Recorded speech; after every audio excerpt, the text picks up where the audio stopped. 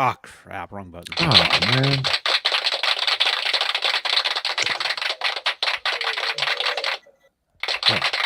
There we go. Smash that thumbs up. Yeah.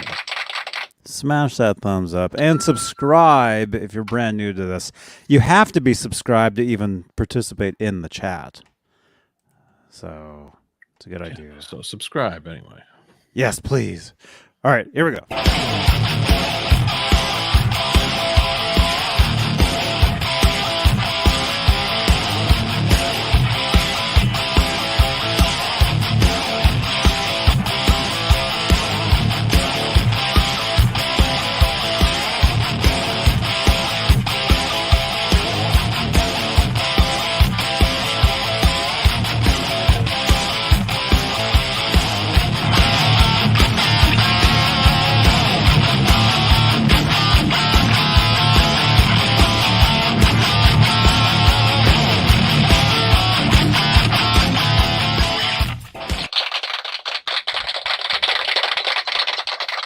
Party time.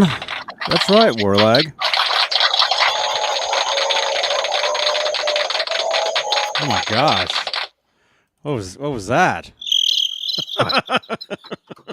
I noticed the other night your coordination with the sound machines was excellent. When oh, thank you. Was that last night? But you had all the effects perfect. Like for thank you. Oh yeah, doing all this crap. Yeah. Yeah, it's you guys. If you guys are brand new here, and if you are, first of all, thank you for being here, and subscribe if you dig this stuff. Yeah, we tend to use these things a lot. It's called a sound machine. Has a whole bunch of little sound effects on it. Yeah, like applause and all kinds of stuff, all kinds of crazy stuff, and yeah. So these are what we use, just in case you're wondering. There's different ones. Watch out. It's very weird. Yeah. So, hey, John Biel. Johnny Beane. John Biel, what's up, man? What's going on? Up, man. This is Straturday night. This is John Biel's weekly? Nightly. No, weekly. Nightly. No. Weekly. I'm the one doing a nightly thing now, it seems like. Weekly show here on Johnny Beane TV. And it is March 5th, 2022, 11:05 Eastern, 8:05 Pacific. It's 8:05. What's the thing? It's time to rock. 8:05, yeah. Somebody said 8:05. It's time to rock. Dun, dun, dun, dun, dun. Yep. That's right. Pickle surprise. Maybe later, Jay. Oh, no. No more of that. Oh. That made me sick. That was bad. Yeah, I didn't feel like I don't know. I wouldn't try. Ouch. That. Oh my gosh. Let's see. What was I gonna say? Oh yeah, if you're brand new here, yeah, subscribe to the channel. There's almost like daily shows on here now. Pretty much. Yeah. Yeah, it is. It is daily. Like daily, there's something brand new here on the channel.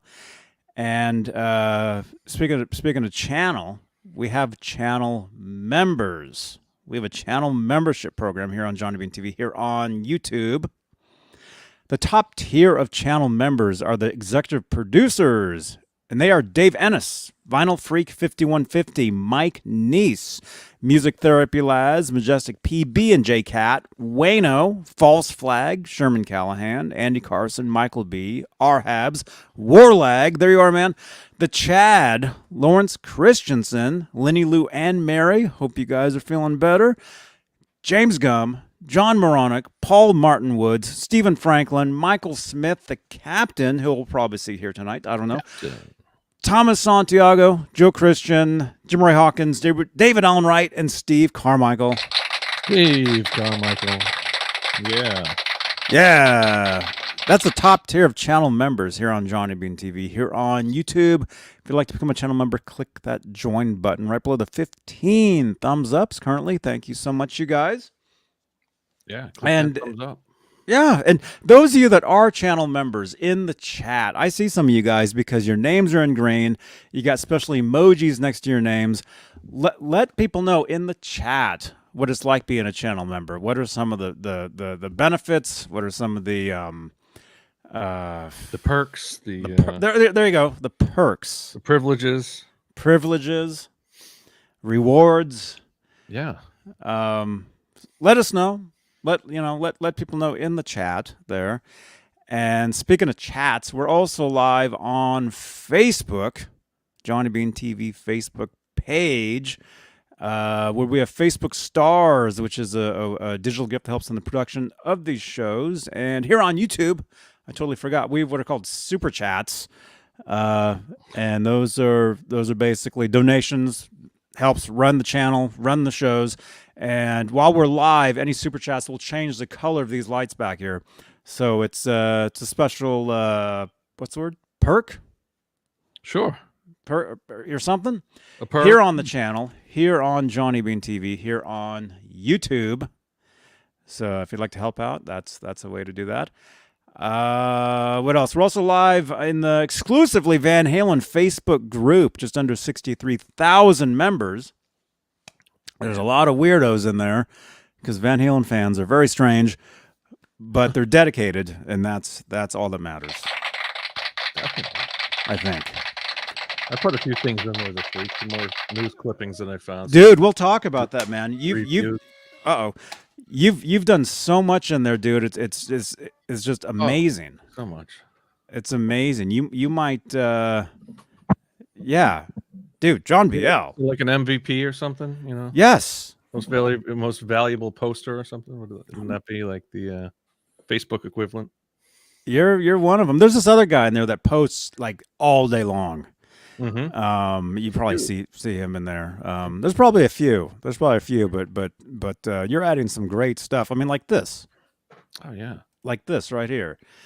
You know? And somebody actually we're actually I said we got to find that guy, and somebody actually found him. Oh wow. Believe it or not. Me, wow. Somebody found that dude, and so we're gonna reach out to him and see if we can get a story from him, and more importantly, if he still has that guitar, right? Because that's what I would love to see that. Absolutely. An unknown 86 backup or 51 Yes. backup. Yeah. Yeah. Oh, totally. Yeah, because I've seen them all, and that one I have not seen. I think. Well, it looks like it's got the it's almost like show ready because it looks like it has the picks down on the tape on the. I mean, I wonder if Ed used it that night and then gave it to him like or something like that. That'd be so interesting. So many questions. See, we have questions. Is that the right thing? There we go. We have questions, and yeah, and also, where are we?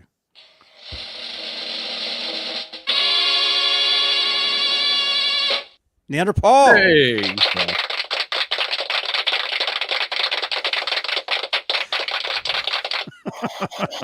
What I like is the John BL show reviews that talk about how shitty Van Halen is.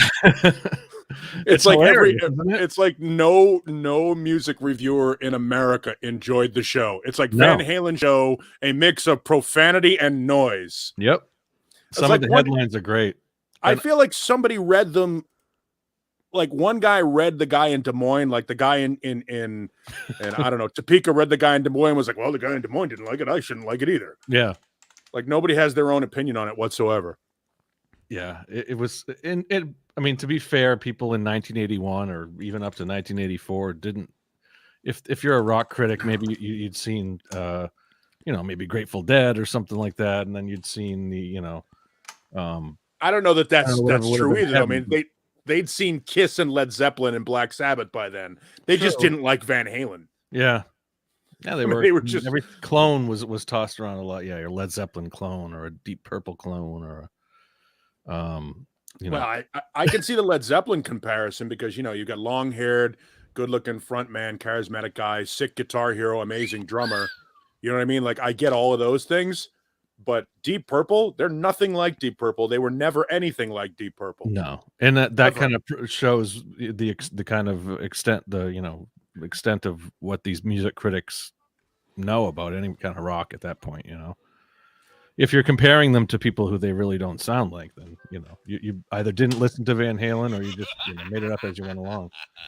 They didn't sound like them. They don't look like them. Yeah, there was nothing. No comparison to Deep Purple, I think, is accurate. Mm-hmm. Right. And this is an '86. Oh, all different. It's all or all the eras. Yeah, all the eras. The universal response is they were noisy and lots of profanity.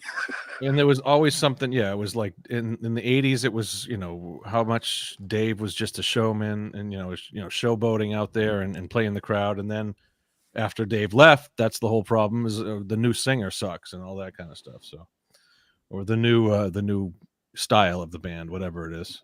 Mm-hmm. But we know the truth. In hindsight, I think even the critics would probably say, I was probably wrong.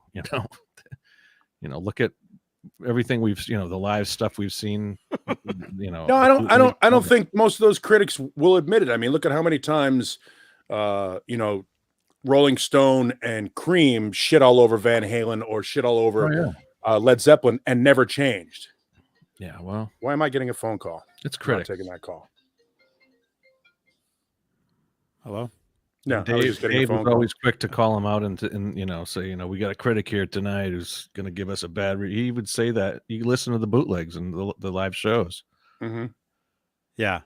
That's what he would say. Yeah, but real quickly, speaking of calls, we actually do take calls here. Mm-hmm. So there's the phone number right there. And you can use WhatsApp. If you already use it, add that phone number to your contacts. Add my name to that contact at Johnny Beane TV.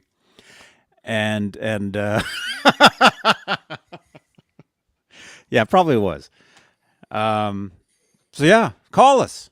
We'll take calls. Hey, why not? Anybody. Right? Anyone? Anybody? Anybody? Is anybody watching this? We got 77.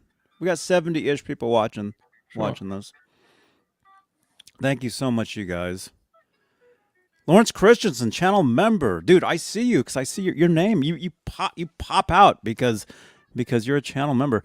The first time the rock station in Fargo played Van Halen, it was Pretty Woman. Wow. Late to the game.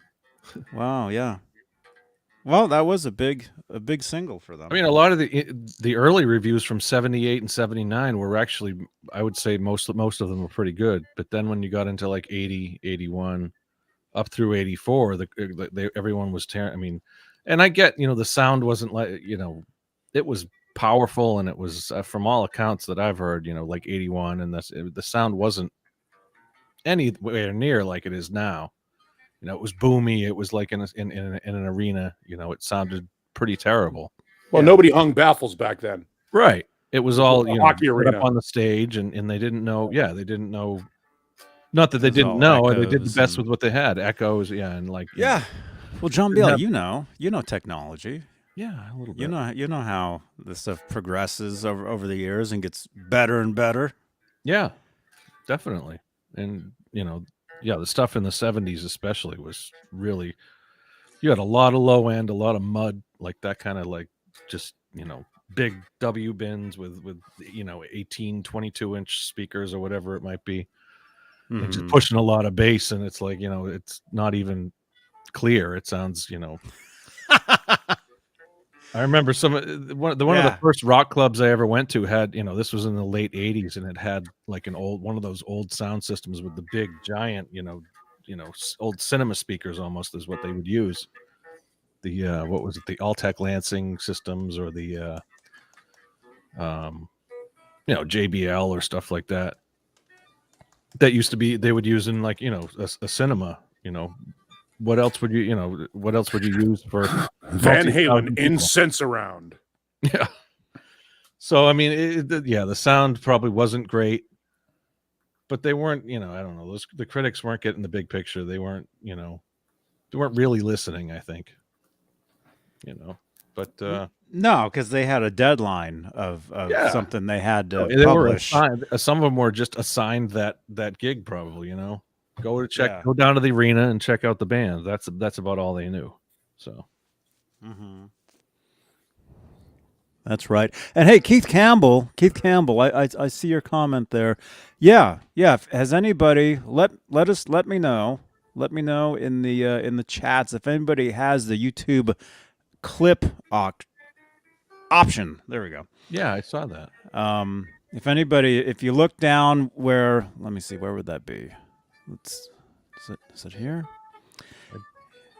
It's a pair of scissors. I saw that. It's a pair of scissors. Yeah. If anybody there we go. I see it.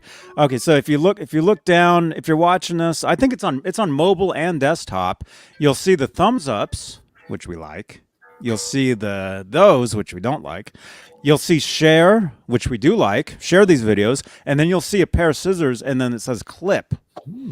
Now, what that means is you can click on that, and you can basically clip like a minute's worth of these shows.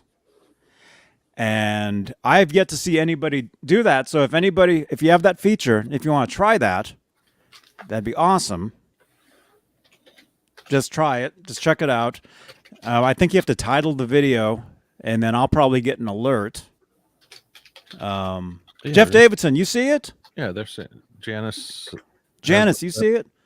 Janice sees it. Jim Ray Hawkins sees. Okay, yeah. If you guys want to do us a solid, try clipping sections of the show tonight, and let's see basically how that works out, because that's YouTube's basically that's their answer to the Twitch clip feature.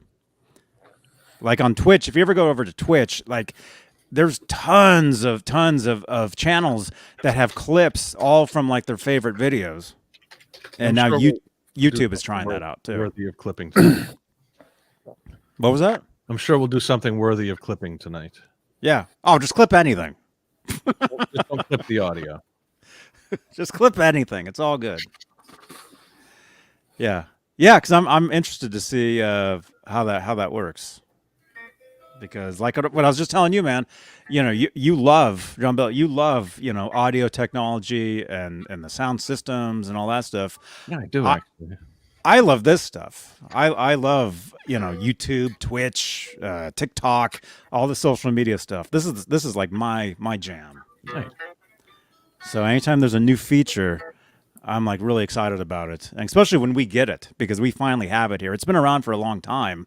It's been in beta, but we finally have it now. So it's awesome. Cool. What do you like, Paul? I like beer. Well, that's good. I like beer. I like guitars. That's about it. Yeah, dogs. What Beer, else is guitar, there? dogs. Boobs. Kind of a fan of boobs. Me too. Yeah, kind of a fan of the boobs. Boston Bruins, I guess. They're okay. How are they doing? I'm here north of Boston, and I used to follow the Bruins a lot, but lately, not so much. Meh. Yeah, that's as in a nutshell. That's where we're at. Meh. Been one of those seasons. Another Boston season. Yep. We're getting back to normal Boston. For years we had the Patriots. The Celtics were doing great. The Red Sox were doing great, and EA Sports throughout the 2000s, and then even the last 20 years, pretty much. But we're getting back to the Boston we grew up with. With no championship. Arenas Pinkel is waiting for me to do this.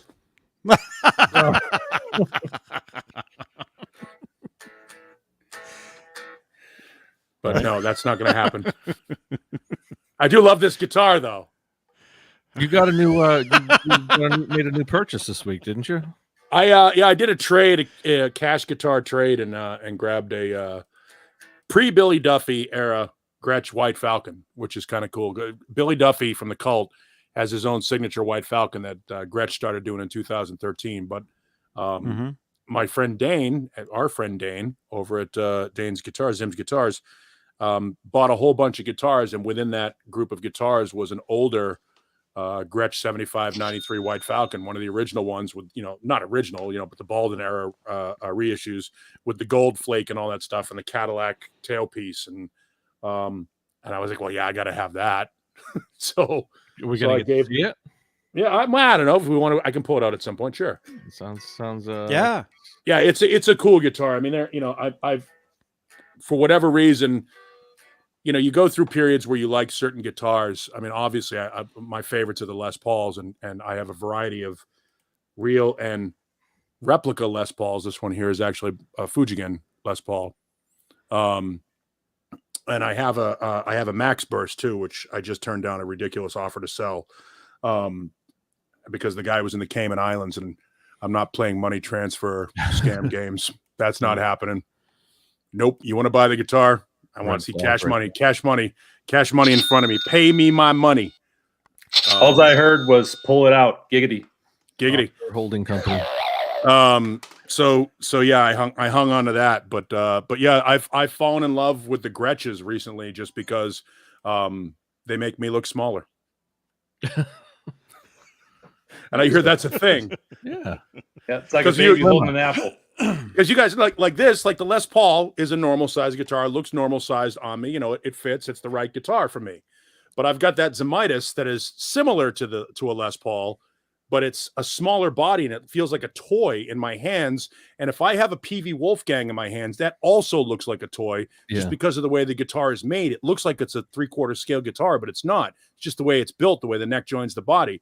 So I've always wanted a Gretsch. I'm a big Brian Setzer fan. I'm a big Billy Duffy fan. Malcolm Young used to play them too, which is hilarious. If you want to see something really funny, Google a picture of Malcolm Young with a Gretsch White Falcon in front of him. The guitar's bigger than he is. Oh, he's tiny, yeah. Even the ones that he used, his regular, the Jet, So I just when I got to the point where I could grab a Gretsch, I was like, okay, I want it, and the only one that I want is a White Falcon. Now I have two of them because why not? Yeah. So, well, yeah, grab that when you get a chance. We'd like to see that. Yeah, I'll grab it in a second. Yeah, grab it. Giggity, grab it. Yeah. Hey, I was there. Yeah, welcome, Kurt. You was where? I'm wearing the White Falcon outfit today. My skin, the hat, and shirt. Where was you, Johnny? Huh? I was at NAMM sitting at Fender in the back room eating a sandwich when Billy Duffy came out and sat in front of me, and they handed him a White Falcon. So I was there the first time he saw. I forget what year this was. It was 2013. Paul, it was here's pretty, my wallet. pretty I owe recent. you. I was at NAMM. How much do I owe you for that? Oh yeah, I was at NAMM. Hang on, let me check my squares. What's the time? Time is 22:30 probably. Right. Yeah, 2013 is when they first started making them, so it was either going to be 2012 or the spring of 2013. And Billy is a super underrated guitar player. For those that don't know, I mean, obviously the stuff he does with the Cult is pretty fantastic. But he was in a band called Circus Diablo as well. He was also in a band called Theater of Hate. And most of the stuff he does is really good. I mean, he's an underrated, under the radar type guitar player. And he's one of the only guys that plays the Gretsch as a rock player. I mean, usually it's a jazz or a country guitar. Very elegant guitars, not really a punk rock guitar, but he's one of the guys that made it that, and it's a fairly cool guitar. The problem with them is they're hollow bodies, so you can't really drive them too much. Like on stage volume has to be reasonable, or you have to jam. Like, it's funny because Billy's signature model comes with Billy Duffy towels that you can jam into the F holes. Malcolm to Young mute, to sort of Malcolm Young would do it too with socks or T-shirts to mute the microphonic feedback inside the guitar, because Billy's have Seymour Duncan humbuckers in them that are a little more high output than the Filtertrons that normally come with them. Right. Yeah. Yeah. That's cool. The deal with Fender is Fender doesn't really make them. Fender is licensed to sell them and market them. They're made by Terada in Japan, which is one of the big, obviously the big Japanese manufacturers. So Terada makes them, but Fred Gretsch Jr. has a licensing deal with Fender. So Fender handles all of their marketing and sales, but they're actually made by Terada in Japan, except for the custom shop is here in the United States. There is a Gretsch custom shop. Nice. I have a Gretsch mandolin. Yeah, show Gretsch. Awesome. I'll show you my Gretsch mandolin later. Gretsch had an issue, man. Gretsch was a lot like Gibson. When Gibson sold out to Norlin, they had some quality control problems. Gretsch, when solid body guitars like the Les Paul and the Strat took over, hollow body sort of went to the back burner. So Gretsch sold out to the Baldwin Piano Company, and the Baldwin Piano Company didn't know what to do to market hollow body guitars, and they sort of fell out of favor for a while. And so they shut down in the 80s. I want to say late 80s. And it wasn't until a few years ago that they got brought back. Cool. I like those guitars. They're great guitars. They're fun guitars to play, and they're pretty unforgiving. You gotta be clean when you play them. It's not a guitar that you can hide behind distortion with. But when you get one and you have some decent chorus or some decent reverb on it, the ring on it is really, it's just a beautiful, deep, rich, jazzy tone, something that you can't get from a solid body no matter how much you try. But on the other hand, you can't drive them like you do a solid body because they just feed back. Right. Yeah. Like a Birdland. Yeah. Like Ted Nugent's Birdland. There's another great example of a guitar. You take your fingers off the strings and it just howls. Oh yeah. Yeah. Yeah. The microphonic feedback. Yeah. So Yeah. I'll go grab that. Cool. Yeah. Jeff T, is this you? Jeff T is at the Mammoth show right now. Nice. Yeah, Jeff T, there you are. And Always someone checking in from a Mammoth show. That's great. He's actually I know. Right? That's weird how that works out. Yeah. We just happen to like Van Halen and Mammoth and all this stuff, and people send us the stuff. We're So just it hoping looks we don't see any videos of fornicating this time. Oh geez.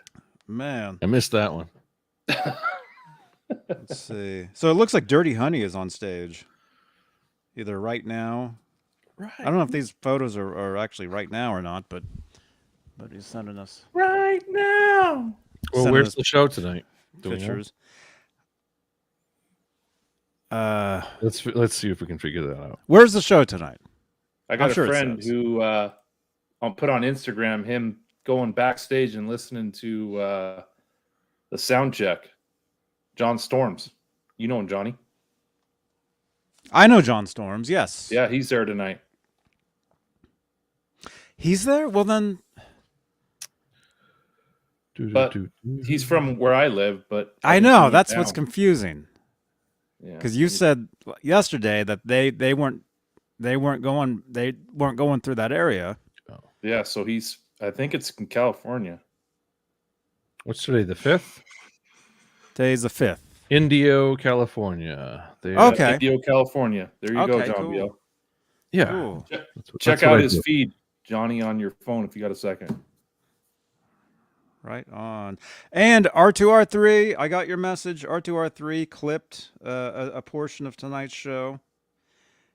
Yep, there it is. It's titled Renus and Paul. It's a 9-second clip. Wow. So Exciting. we got to figure out like how that works. Like actually R2, you can tell us. Like how does that work after you clip a section of the show while it's live? What happens? Does it end up like is it on your YouTube page itself? Cuz this is still pretty new. But again, very cool. Very cool. Majestic PB&J. Yeah, John got a tattoo. I don't know if you want me to show it, John. Me? Who? Me? John? Did you see the tattoo? Oh, sure. Yeah, I'll show it real quick.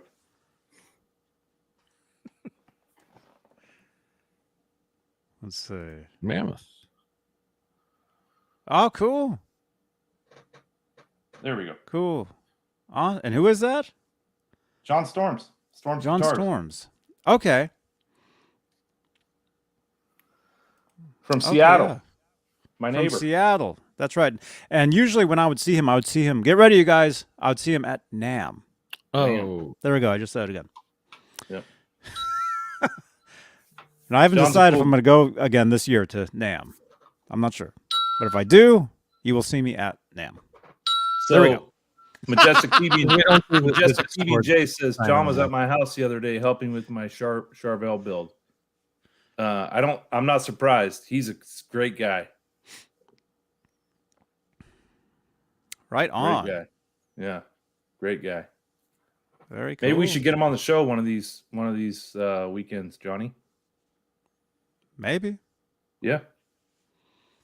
We'll see. Yeah. Definitely. Sounds good. Yeah. Wow, we got 100 people watching this. Thank you. Good So, stuff. yeah, if he's watching Mammoth, they started at 8 p.m. Your time, Johnny. So when is that now? Like, a half hour 30 ago? minutes ago. Okay, so yeah, 30 Dirty Honey. minutes. Yeah. Dirty Honey is probably playing 45 minutes to an hour, and Wolf will probably go on 9 or so. So we'll have to just send some more pictures. We want to see that stuff. Yeah. Yeah. Mammoth. It's awesome. It's what's the place is called? The Fantasy Springs Resort in Indio, California. That's where he's at. Nice. Sounds like a Quality great stuff. place. Sounds it hot. is. I think it's kind of hot down there in India. What section is that? That's very southern California. That's Desert stuff. That's like desert. That's like desert. Southeast. Area. So It's R2R3. kind of inland empire. Yeah, Paul might know. Yeah, it's a little south of it's Indio, almost where Coachella takes place. Oh yeah. Coachella. So, just past Palm Springs. Yeah, down by Palm Springs. Palm. Where it's hot. Palm. And R2R3 is saying it gives him the option when he does a clip from the show tonight on YouTube. It gives him an option to send on WhatsApp, which we like. There we go. Or Speaking share of at Palm Johnny Springs, Jay Hannon in the house.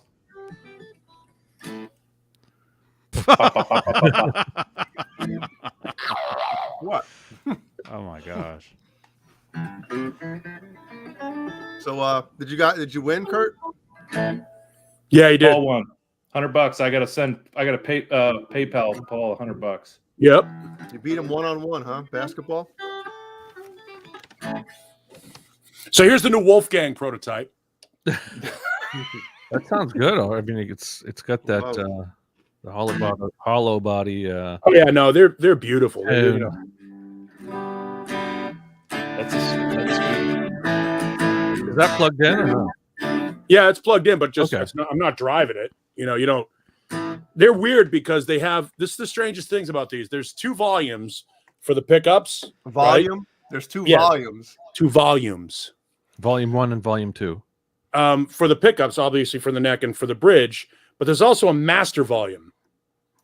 So like you can set whatever individual volumes you want to mix it so that you're in the middle when you're in the middle position. Because like every other guitar, you got, your treble, your both, your rhythm, right? So, but then there's a master volume so you can just kill it so that you don't get the feedback in between anything. That's without being amped. Sounds great. Yeah. You gotta play Xanadu on that thing, man. And then you throw the volume in. Screams 1981 Howard Clarkson. But then the weird part is obviously you got your neck pickup and it's got a nice, and then the middle. Hey, good one. That's it. But the tone, it does sound thin, Renus, because it's fat. The tone is actually wide open in the middle. This is basically your tone. There is no tone pot. There's a tone switch. So it's wide open in the middle. So everything is wide open. It's supposed to be. Then when you crank that switch down, when you put that down, it makes it a little muddier, like it's halfway. It's like a high pass filter and a low pass filter. Yeah, and then you turn it when you snap it all the way up, it really muddies it up. Yeah, so on the treble side, you got a high pass filter and then a low Kind pass. of. Paul, is that what did Don Felder play that in Hell Freezes Over? It's possible. It's possible. I mean, the White Falcon is a fairly well-known guitar. I don't I'm not a huge fan of the tailpiece. The tailpiece. Yeah, his had a Bigsby. Yes, his had a Bigsby on it, but I remember him rolling off the volume up top in one of the songs. Yeah, they come with a Bigsby, or you can order it with the Cadillac tailpiece. This one actually used to belong to Phil McKnight, so he has both tailpieces. Well, I'm gonna get the Bigsby from him and put it on here, but because the Billy Duffy already has a Bigsby on it, I didn't bother with this yet. I just I can leave it hardtail this way, so I have two essentially the same guitar, but they're set up differently. So they do have a different sound because the Cadillac tailpiece is a little thinner because it's obviously not as much brass and not as much metal on it to sort of fatten up the sound. How big is a guitar case for that type of guitar? Is it like it's huge, like a piano case? Yeah, it's like having a bass viola case because it's a 17-inch radius. I mean, the guitar is they are big. They're 17 inches across, and they're 3 inches deep. Ooh, yeah. Oh man. Bigger than a 335, right? Yeah, it's much bigger than a 335. It's one of the big 3 inches deep. Put her ass to sleep. Giggity. But it's just a cool guitar that's different. I love having something that playing something that most people aren't playing, and it sounds different. And it's just got a cool. Again, as we get older, I think we tend to be less about distortion and more about just the natural tone of the guitar. Right. Except for Jay. Yeah, Jay. Well, Jay doesn't keep guitars long enough to really get into the tone. He just takes them out of the case, breaks them, returns them. But yeah, so it's just a super fucking elegant guitar, and I love it. I love these things. So, and I'm glad that I was able to get this one because this was made before the Billy Duffy signature, and I have a Billy Duffy signature too. So it's nice to have nice little bookends. What year is that one? This is an 06. And the difference between this and the Billy Duffy one, the Duffy one doesn't come with the little pick guard. The Duffy one does have the Bigsby on it. Duffy has silver trim. This is, if you notice, you can't really see it on the camera, but it's gold flake. Yeah. Oh, yeah, you can see. Oh, there, that angle, yeah. Oh, yeah. Wow. There it is. Yeah, it's gold flake. So it's really, really, really, really rich looking. And so, that's the Duffy one is in silver. It's silver flake. And the toggle switches here are lined up, evenly on the Duffy version. And then up here, it's just basically got his signature on the truss rod cover. But they're based on the 1970s Baldwin White Falcons, which have ebony fretboards, obviously the big block inlays. The original White Falcon, the pick guard goes out to here and covers the edge of the guitar. And the Falcon itself is actually landing on the Gretsch logo, but they trimmed it when Baldwin took over for whatever reason. So it's sort of a Alec? unique. Yes, Billy Baldwin. So they're different. The model that you get now from Gretsch is a 6136. This is a 7593. They're a little different. That's awesome. Like it. Man. Sounds great, man. What are you eating? Chocolate covered pretzel. Oh my! Oh wait, Thin Mints? Girl Scouts. They're selling Wait a minute. Those are mints. What does it say? I hope Thin Mint pretzels. Stevo's not watching. He's a sucker for chocolate covered pretzels. I do like chocolate covered pretzels. He'll kick your door in. Would you like a chocolate covered pretzel, Mr. Spenning? Yeah, there it is. Pink palm. Mr. Spenning? Yep. How was the festivities today, Jay? I was good, man. Had a good time. Can't believe Killian's 2. It's like, oh my God. Wow. Congratulations. Yeah. Unreal, man. Wow. There you go. That's what I want to hear on that thing. Yeah, they have the harmonics are fantastic on them. Now I turn it down because I don't want to get it flagged. Oh, yeah. It's crazy. We know who knows how to use birth control. My oldest daughter's 22 and Jay's youngest son's 2. And Jay and I are the same age. Oh, yeah. The hell was I thinking?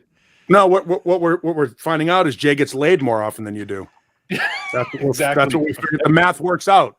Yep. Every couple centuries, I'm good. Whatever. Yeah, but the good news is you have a designated driver already. There you go. So you got that going for you, which is nice. 9 months. 9 months out of 22 years. That the odds aren't good. Man. Crazy. Yeah, good stuff. Good show last night. Bringing the old pickle pop, pickle fizz. That's what. Oh man. Oh no. Yo, Ellie was pumped to try one. Yeah, one for about 4 seconds. She had one tiny sip. Yep. She had a straw, you know. She had one tiny sip. I was like, because she loves pickle juice, loves pickles, and obviously, what kid doesn't like Sprite? And took one little sample swig, you know, and she's like, it's not too bad. And that's what I said. And then literally, That's what I said too. yeah, At first. literally, like 20 seconds later, I look over at the table and she's like sliding it away from her. She's like, you don't like it anymore? She's like, no. Maybe you should have mixed it with Mountain Dew. Oh man. I don't know. I don't think there's any good mix for that. That first sip is fine. And then after that, it's That's no what more. she said. Yeah. It's crazy. I'm sure some soda company out there makes a pickle soda. Yeah. Kurt They- send a screenshot of it or okay. a link to it. Pickle pop. Yeah, pickle pop. It's in the Discord, Johnny. Gross. I'm not a fan of, I put a guitar pick in my nose and I wouldn't drink that. It If the doesn't seem mixture's right, if the mixture's right, it's not like completely terrible. 2-year Hey there. anniversary. Hey there. Randy V, congratulations, man. All right. Yeah, congratulations.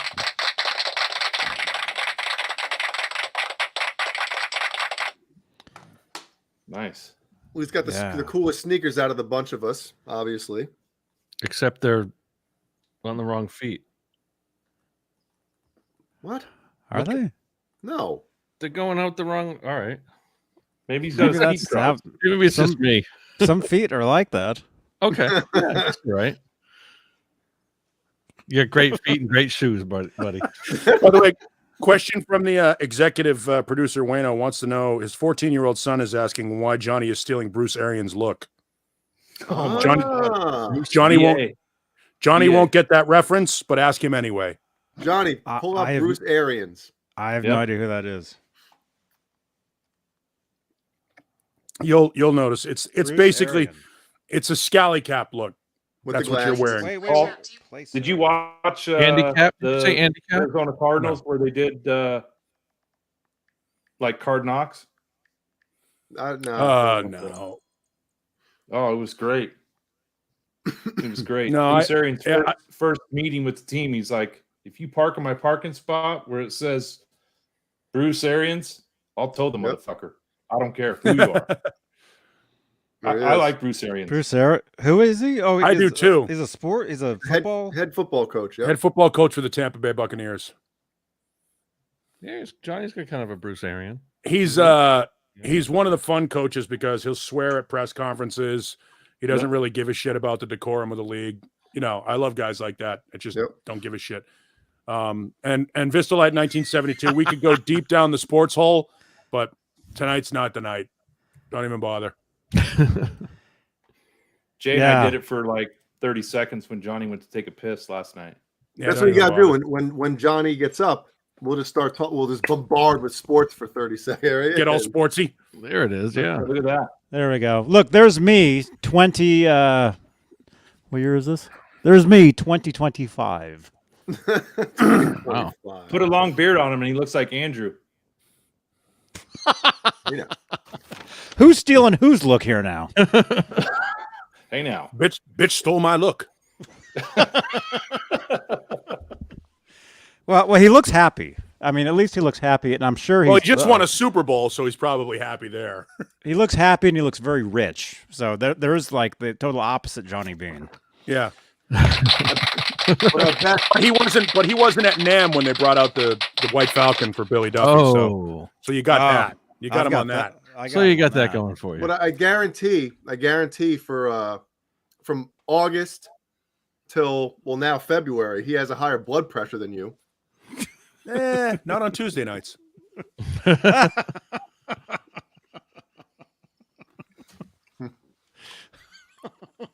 Man. Oh, Yeah, my gosh. that's a rough job. Tuesday nights. Yeah. Yes. Working with Mancuda? Yeah. By the way, that's who That's called. By the way, that phone call that I got was Mancuda, and I completely ignored it. That's not a job. That's doing the Lord's work. Jeez. Which is weird because Mancuda's Jewish and he doesn't believe in the Lord. He's a I know, heathen. that's.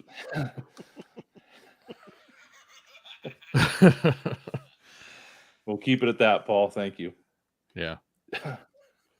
Are we gonna? Don't get into this Mormon shit again. I know.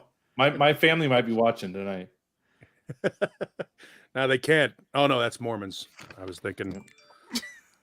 They're all in Glendale. So I was thinking the watch out. Amish. Really? Your family probably listens to our radio show.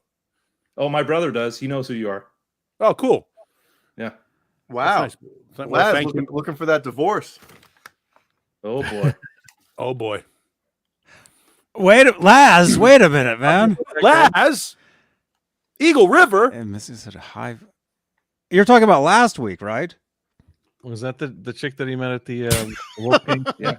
That's why he wants to soundproof that room so his wife won't hear. Oh, Laz. Shots fired. oh my gosh! Bazooka fired. Thank you, Laz. And Laz, I'll be on your show tomorrow morning if you want me. So Johnny's there for you, buddy. You're telling him I'll be on your show tomorrow. I'll see You have you no tomorrow. choice. Yeah. yeah, it's early, 9:30 on a Sunday. I'll see you in the parking Oh, lot, Mr. goodness. Gilmore. Oh. Richard Not for Keel. you. Nice. A Richard Keel reference. You don't get many of those. Wow. Nope. I think I broke his fucking neck. Paul, you ever see the movie Think Big? He was No. in that movie. Richard Keel was? Think You talking about the big giant looking dude? Yeah. Yeah. There's only three Jaws. things people remember him for. Yeah. Jaws and Moonraker, Mhm. Yep. The Longest Yard, and Happy Gilmore. Nobody they can name should- anything else he was in. They should remember him For your the eyes movie- only. for the He was in movie Two Think Bonds. Big. Oh, was he? You guys don't remember the movie Think Big? Nah, I don't never seen it. remember. Clearly, you can tell by the dumbfounded look on the four other people in this chat. As soon as I show the two dudes that are in the movie, you'll be like, "Oh, I know who you're talking about." Probably. Maybe. They were like B movie. Think Here, big. here's- Film. Here's the Keith, he was in Butch and Sundance, really? remember these two guys? Oh, the Oh, yeah. Barbarian Brothers. Yes. The Barbarian Brothers. That was my look in Oh, 1984. Yeah, he's in that movie. He's one of the goons. Lace Barbarians. The cool Barbarian Paul Brothers. instead of Logan and whatever the hell. Ted Theodore Logan Paul, and who's the other Paul? The Barbarian Brothers were like the Shane sisters or the Barbie Twins. These are the cool brothers. They were the male version of the Barbie Twins. Two guys with fucking sick mullets and steroid problems. Damn. Has anybody in the chat seen The that Barbarian Brothers. Holy shit. movie? All I got to do is a cycle or two, and I could be one. I could be like the ugly barbarian cousin. Dude, oh, that's so funny. Imagine Paul coming on here just with a tank top just ripped. All fucking Yeah, ripped. his shirt hanging off his shoulders. Hold on. I have that CD over here, but I can't read. It's over. Hang on, bro. over there. Yeah. I can't bend my arm. Yeah. And that's what I always do whenever I was in the gym, playing football or boxing or anything, lifting weights. I'd see all these guys all yoked to their jack. I'm like, hey guys, dig this. I could tie my shoes. Yeah. I can clap my hands behind my back, dummies. You guys know any good veterinarians? These puppies are sick. Oh God. Hang on a second. I gotta tie my shoe. Do you have any idea what's going out? No. Have you ever been to Stone Mountain, Georgia? Hop on. Man. You don't get a pair of Zubas too. Zubas pants. That's right. I don't have any Zubas. But I was made fun of on I Love the 90s by Michael Ian Black. Sparks. Because Michael Ian Black made fun of me because he was talking about Raiders fans. And there was a video, they showed a video of me screaming in the black hole behind him. And he goes, Raiders fans are, let's say you have an abundance of Zubaz, and all of a sudden my face goes past the screen. I'm like, wait a minute, I've never worn Zubaz in my life. Screw you, Michael Ian Black. You look like you would. Maybe that's what he said. Jeez. You look like one of the Barbarian brothers in middle age. Yeah, you could put that high ponytail on. You would pull it off. Yeah, I'm one of the Barbarian brothers with a dad bod. Somebody said that one of them died a few years ago. It's possible. I mean, the amount of steroids those guys did. Yep. I got a few bear claws lodged right around this area. Keith Campbell said he saw that. I'm assuming he's talking about Think Big. Perhaps you haven't seen. Have you seen how great the moon looks tonight? Have you seen my beach ball? It's about this big. Hold on a second. Got to tie my shoes. Who was the comedian? It was, I forget who the comedian was. It might have been Dice who did the bit. I don't know. Where he was like, every guy's got to pose when you go down go down to Venice Beach. Mm-hmm. Mad Dog, those two guys wrecked a lot of kitty. I don't know about that. See, one of the things about steroids you might not know is they make every muscle in your body big except one.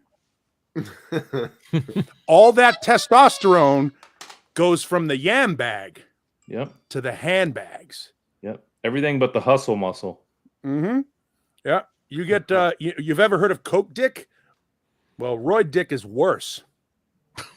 Okay. Oh my gosh. There it is. Richard. Roy Richard and Coke Richard. Roy Dick's a great name for a band, by the way. Saw them at the Mason Jar here in Arizona. Richard Coke. Roy Dick. They opened up for Bob Hope's Liver Spots. Roy Dick. Oh my gosh. I have no memory of those guys. No, I don't. Really? Either. No memory at all. No. They were like big. Do you remember the Barbie Twins? Yes. That's like All late 90s, right? I mean, that was mid to late 90s. Yeah. Mm-hmm. The Barbie Twins. Looks like early 90s. Yeah, the Barbie Twins, the Barbarian Brothers. No, early 90s, yeah. Yeah, it was early 90s. It was late 80s, early 90s. And because remember, you just take a look at them. They're wearing Pat Benatar. They're wearing the Billy Squire shirt that ruined his career. Yep. and leg warmers on a guy. Mm-hmm. And of course, the Mike Reno do-rag on the top there because apparently they wanted to be Rambo. Yep. But yeah, they were all big at the same time. Right around the time Jessica Hahn had her 15 minutes. And who was the who was? Huh? They made several movies. It looks They like did. It all looks like the same movie. Yeah. Well, yeah. Were they American? Did they speak English? It's different backdrop. Yeah. I'm thinking like Hans and Franz, that kind of thing. Remember I'm guessing that's where they got the idea for Hans and Franz. Yeah. Because these dipshits. Look at the VHS. There you go. Meatheads. Yeah. A lot of sweats by EB and Genera Sportswear there. Yeah. I Jordache bet they were doused in Dracar Noir. Oh, so terrible. You could start a car with that shit.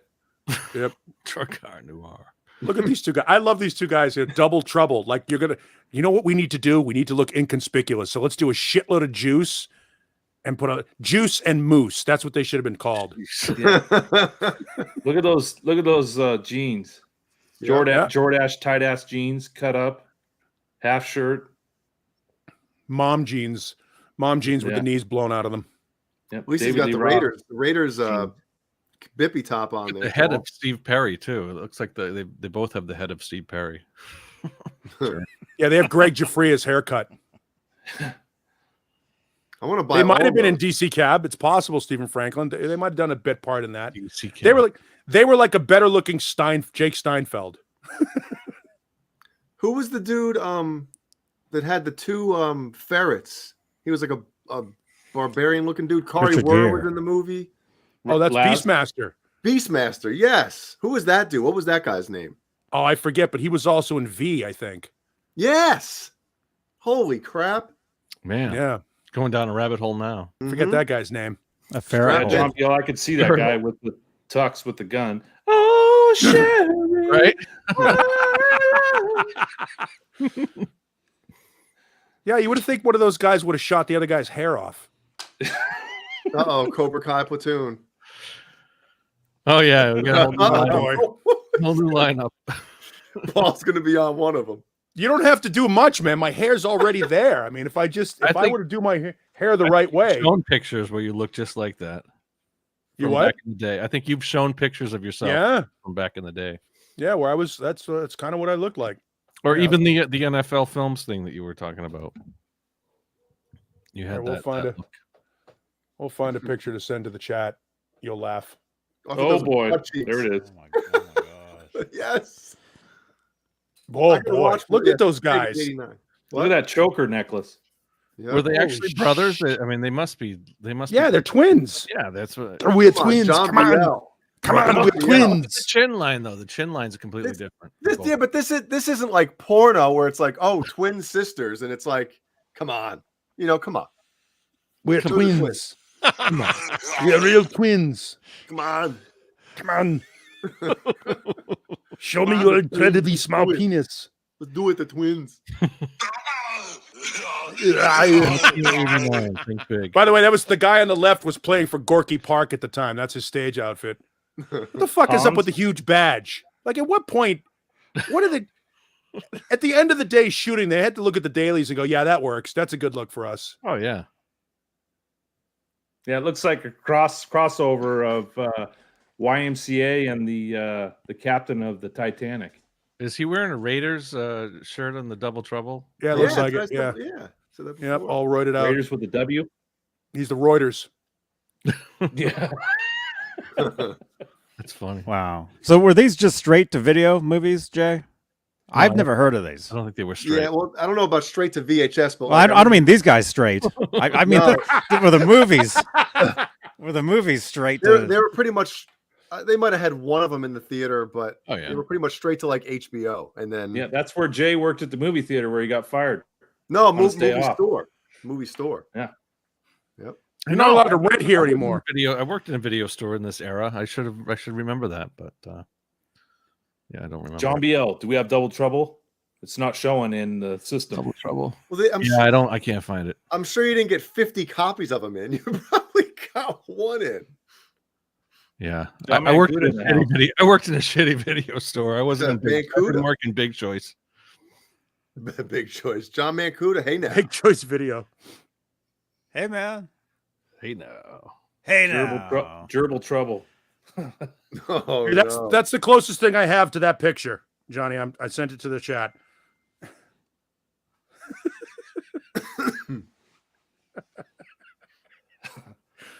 Yep. That's you? What- Yes, that's me. Wow. Oh hell yeah. Oh yeah. Someone punch you? Yes, I have my hair down over one eye because it was mysterious. Oh, it looks like your nose is all bloody. No, No, he didn't snort the Paul? pick yet. Yeah, the nose is either all red it's just the way the picture is, or it's the microphone. or it might be the microphone in the way or something. I don't know. Yeah, that does Could look be the weird. Peruvian powder. No, I didn't do coke. I'm just busting your balls. I don't. And I then look never. I was never big on drugs. Yeah. Then look, there's a guitar that Mancuda is looking for. Yes. Yep. By the way, that guitar player's dead now. That's Cancer Dave. He had cancer. Oh boy. Rest in peace, Dane Dave. Zimmerman just redid that guitar. His buddy painted it for $100. Is that a warlock? It is a warlock. Yeah. And on drums behind the both of us is executive producer Wayno. Wow. Oh Wow. It's full Wayno. circle. Yeah, we were playing a bar in Boston called Wayno. the Channel. Oh, nice. So yeah, Rhino on the Tomos. so that's the closest thing I have to a Barbarian Brothers picture with the cut up shirt and the big stupid hair. And the large cock. Well, Michael Well, Anthony, that goes Michael without Anthony saying. had a little bit of that. He had the cut off poof shirt with, he was a big guy. I mean, maybe What? not jacked, but he was Michael Anthony, and he had He's the long 5'4". hair. Well, I mean, big, like he wasn't like the skinniest of guys, but we love you, Mikey. Yeah, so Oh, be Michael quiet, Anthony, John. You just called Michael Anthony fat? Come on. You know what I mean? He looked jacked. Like you look at digging. We don't have to like make up for it and say he looked jacked. John, I would say Michael Anthony probably could bench press more than anyone. more than me. Yeah. There you go. Definitely more than me. Oh, I found another Barbarian Brothers stupid picture. Oh boy. Same show though. Hey, dude. Ned, Yeah, Ned just walked in. I got to see if there's anything. Ned walks in. anything crawling around? There Yeah. you go. There's your other. Contact. Looking like an He- idiot. He brought in a huge vole the other night. Did you make a Volburger out of it? See those cut shirts? Those cut Johnny's not shirts were a laughing. thing back then. My wife still wears them. Yeah. Yes, that's the Kane Roberts look. Hellstorm. Well done.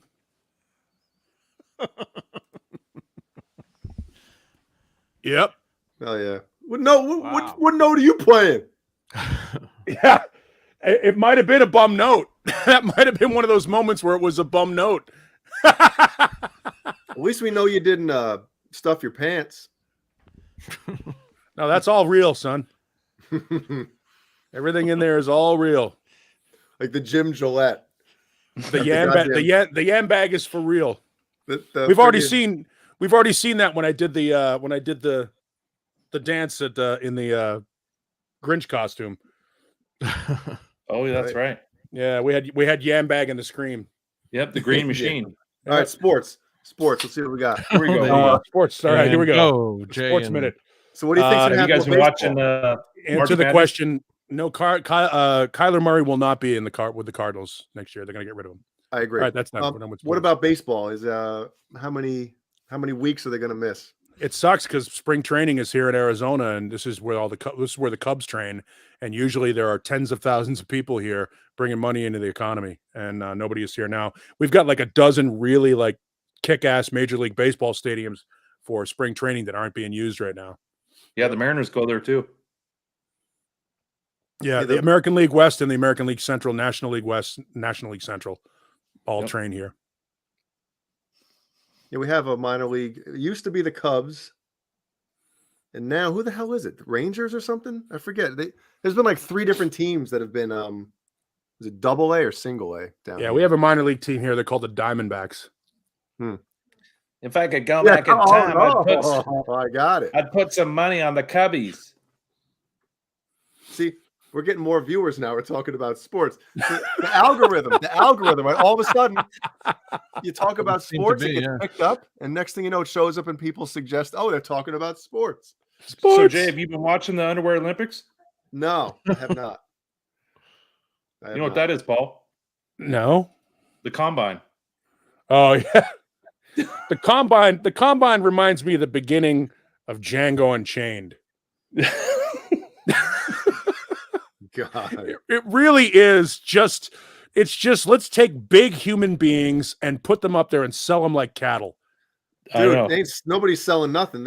Shit. I wish I could do that. They're all massive human beings, just big sides of beef, just put up there, and they just weigh them and measure them and poke them and prod them. So the tone on 5150 is right. Super, you know. I think I dig it. I like it. I know it's like sometimes you can say it's maybe overly processed, but big whammy bar during those combines. One of Ed's best tunes. Yeah, I dig it, man. Life's a garden. And Johnny is none the wiser.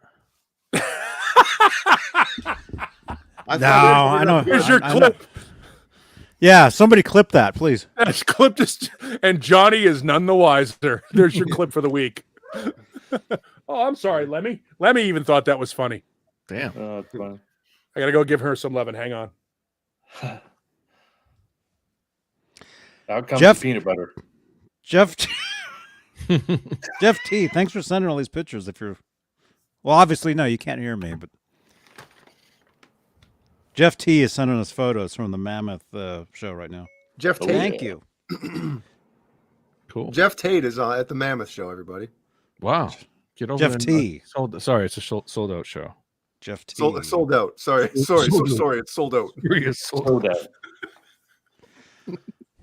We're all out of soda. Sold out. So sorry. Might as well go for a soda.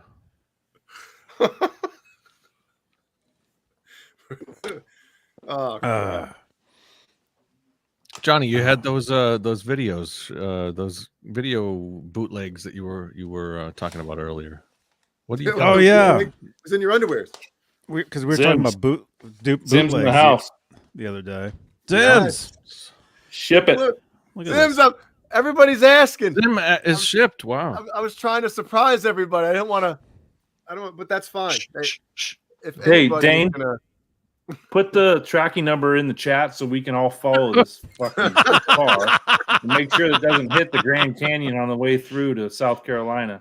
Watch it go to Jay's house and then ship back to Yeah. Zim's. No road bumps, nothing. Just keep it going. We want to watch it from West Hey. Coast to East Coast.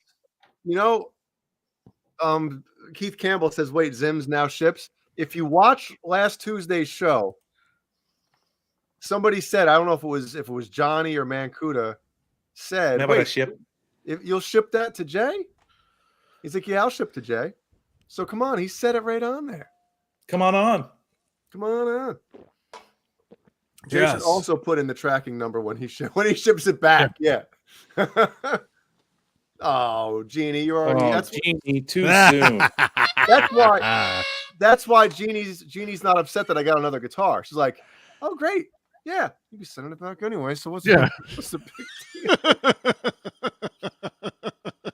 No, I'm pumped. Like the Barbarian Brothers. Yeah. Tracking Or number. whatever. Oh my gosh. So John Biel, what was that? We have 117 watching this. Wow. Oh my goodness. Smash that thumbs up. Thank you so much. So yeah, John Biel, we were talking about bootleg VHS tapes earlier.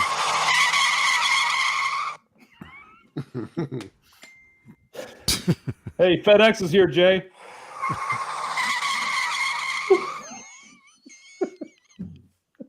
I'm trying to open it, dude. I'm the biggest idiot. I downloaded this Sound Machine app months and months ago, right? And I could never get it to work. The only way it would work is if I was hooked to Bluetooth. Really? Well, the reason it didn't work is because if you're on silent mode on your phone, it doesn't play. Yeah. So I actually one day accidentally was like, wait a minute, what if I leave the sound on? Yep, it works. Yeah, that's how it works. I think I have that same sound machine.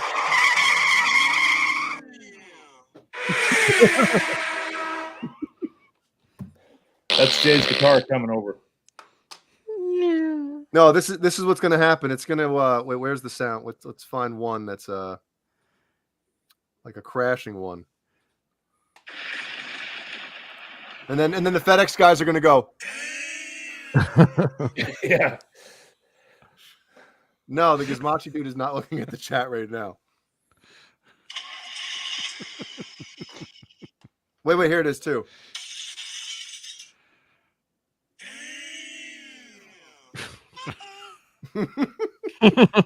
What am I missing in the chat? I guess they're asking what guitar you Jay's got coming. guitar would be delivered via the Gravedigger's monster truck. I know what guitar he got coming. You're gonna have to wait. If you don't know, you're gonna have to wait. Well, and yeah, find you got to do an unboxing. Don't drop it. Save it. Don't Save drop it, Paul. Oh. Never a floor. Never a trip. Never a slip. Never a slip. The benefit of prehensile hand. Oh my God. That's a smart joke for everybody out there. See, Oh, and Cobra Kai is not in here, but the Phil Collins video was awesome. John Biel may be the only one that hasn't seen it. I haven't seen it. Oh yeah, okay, yeah, I did see it. Yeah, Amazing. I don't know that one. it's pretty fucking brilliant. I love this guitar. Oh. No, I think I got a broken headstock. Oh,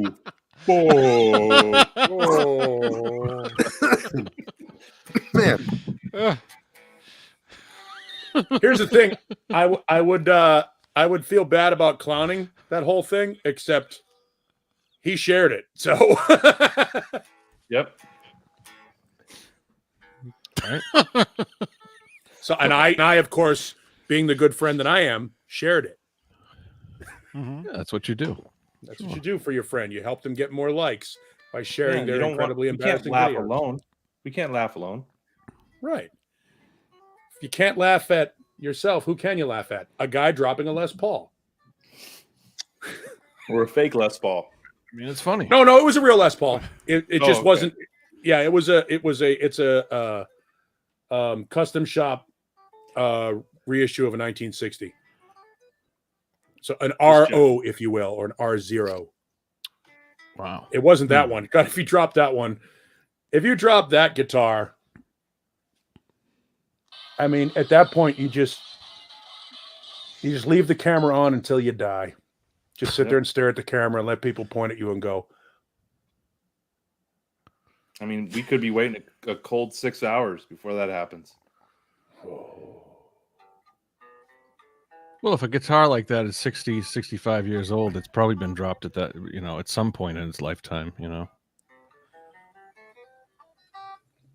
don't know, man. Said that about me. Of all the, I have had Les Pauls most of my life, and I've never broken a headstock. Now, I bought one that had a headstock job, but I've never broken a headstock in any Les Paul that I've ever owned. I've never dropped one. Les Paul, SG, any Gibson, they all have that 17-degree angle on their neck. Yep. And I've never broken a Gibson headstock. It doesn't. I don't know. I think that's one of those urban legends, like finding a razor blade in your Snickers bar. It doesn't happen anywhere near as often as people say it does. It does happen, obviously, but it doesn't happen as often as people say it does. I think they say it's like 10%. Right, it's like a Corvette. It's got a long front end that's made out of fiberglass. You just got to watch how you park. Wow. Good advice. It's a good example. I'll have to be careful next time in my Corvette. Yeah, when I go through menopause, I'll buy a Corvette. That's right, sure. I'll be getting one of these days. I'd love a Corvette. I can't get into them. Chevette? Literally. I was called Curdy Corvette when I was a kid. I used to carry Why, did two you have Corvette one? Hot Wheels in my hands all the time. Oh, yeah. Yep. those weren't Hot Wheels. Yeah, one of them was a hot something. So Thanks, Hot Jay. Carl. It was a Hot Carl, wasn't it? I think Corvettes are stupid. Appreciate you bringing up the past, Jay. Thank you. No problem. I was trying That's what I'm here for. bury that. I'm here for. Dude, you see a Corvette on the road, you know who's driving it. An old white dude. Yeah, pretty much. Yeah. Wow. Look at this. We Unless got the you're exact same comment at the Yep. exact same time from two different people. Hmm. Look at that. Except one is Irish. That's Tonight, crazy. Manopause. Yeah. tonight's a contest. Hashtag Manopause. What are we giving away here? Yeah. I'll be a old white dude any day of the week driving one of those things. The new ones look like McLarens. Oh, those are badass. It better be for $118,000. 70s Corvette. Mid-engine. That was the era. Late 60s take and the 70s. A Those were- Stingray. Yeah, 69, 70 Stingray. My godfather had one when I was a kid. My father used to work on it because he was an auto mechanic. And he would occasionally take it home from work, and I'd get to ride in it. And you talk about a car that rattles. No car rattles more than a Corvette. The closest thing that rattles as much as a Corvette is a Trans Am. They're great looking cars, but they are built like shit. They rattle, they fall apart, they're plastic. They really aren't great cars. They look great, but they're nowhere near as cool driving them. You know, they're fun on a straightaway, but anytime if you take a corner in a Corvette, you can hear the thing creak like a boat. Well, Going through, you know, Paul, the doors are Fitzgerald. 800 pounds, and the handle you're grabbing onto is shut. It's plastic inside. Yeah, and you're right. The door is 800 pounds, and it's held by a fucking aluminum foil hinge. Right. So they all have that drop. You know, you have to like pull when you pull the door, and you got to lift it to get it to latch. Yeah, and a big old long thing. And if it's a T-top or a convertible, They even leak. worse. They all leak. Yep, leak like a girl on a Friday night.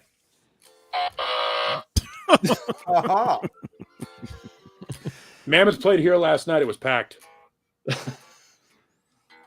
Cool. You were you went? You were there? Nope, didn't go. Wow. You were outside? No, Dane sent me pictures. I was gonna go. Did Dane open? You knew a guy that went. No, Dane. I was gonna go, but Dane had an extra ticket allegedly, and he was supposed to let me know at like 5:30, 6 o'clock, and I didn't hear from him. And at fucking 7:10, he's like, "I'm on my way to the Mammoth show." I'm like, dude, I didn't hear from you. I figured you were, you didn't have the extra ticket, so I made other plans. Yeah, he had to ship Jay's guitar, and it just took up his whole evening. Ran late. He ran late. He had to get it out. Yeah.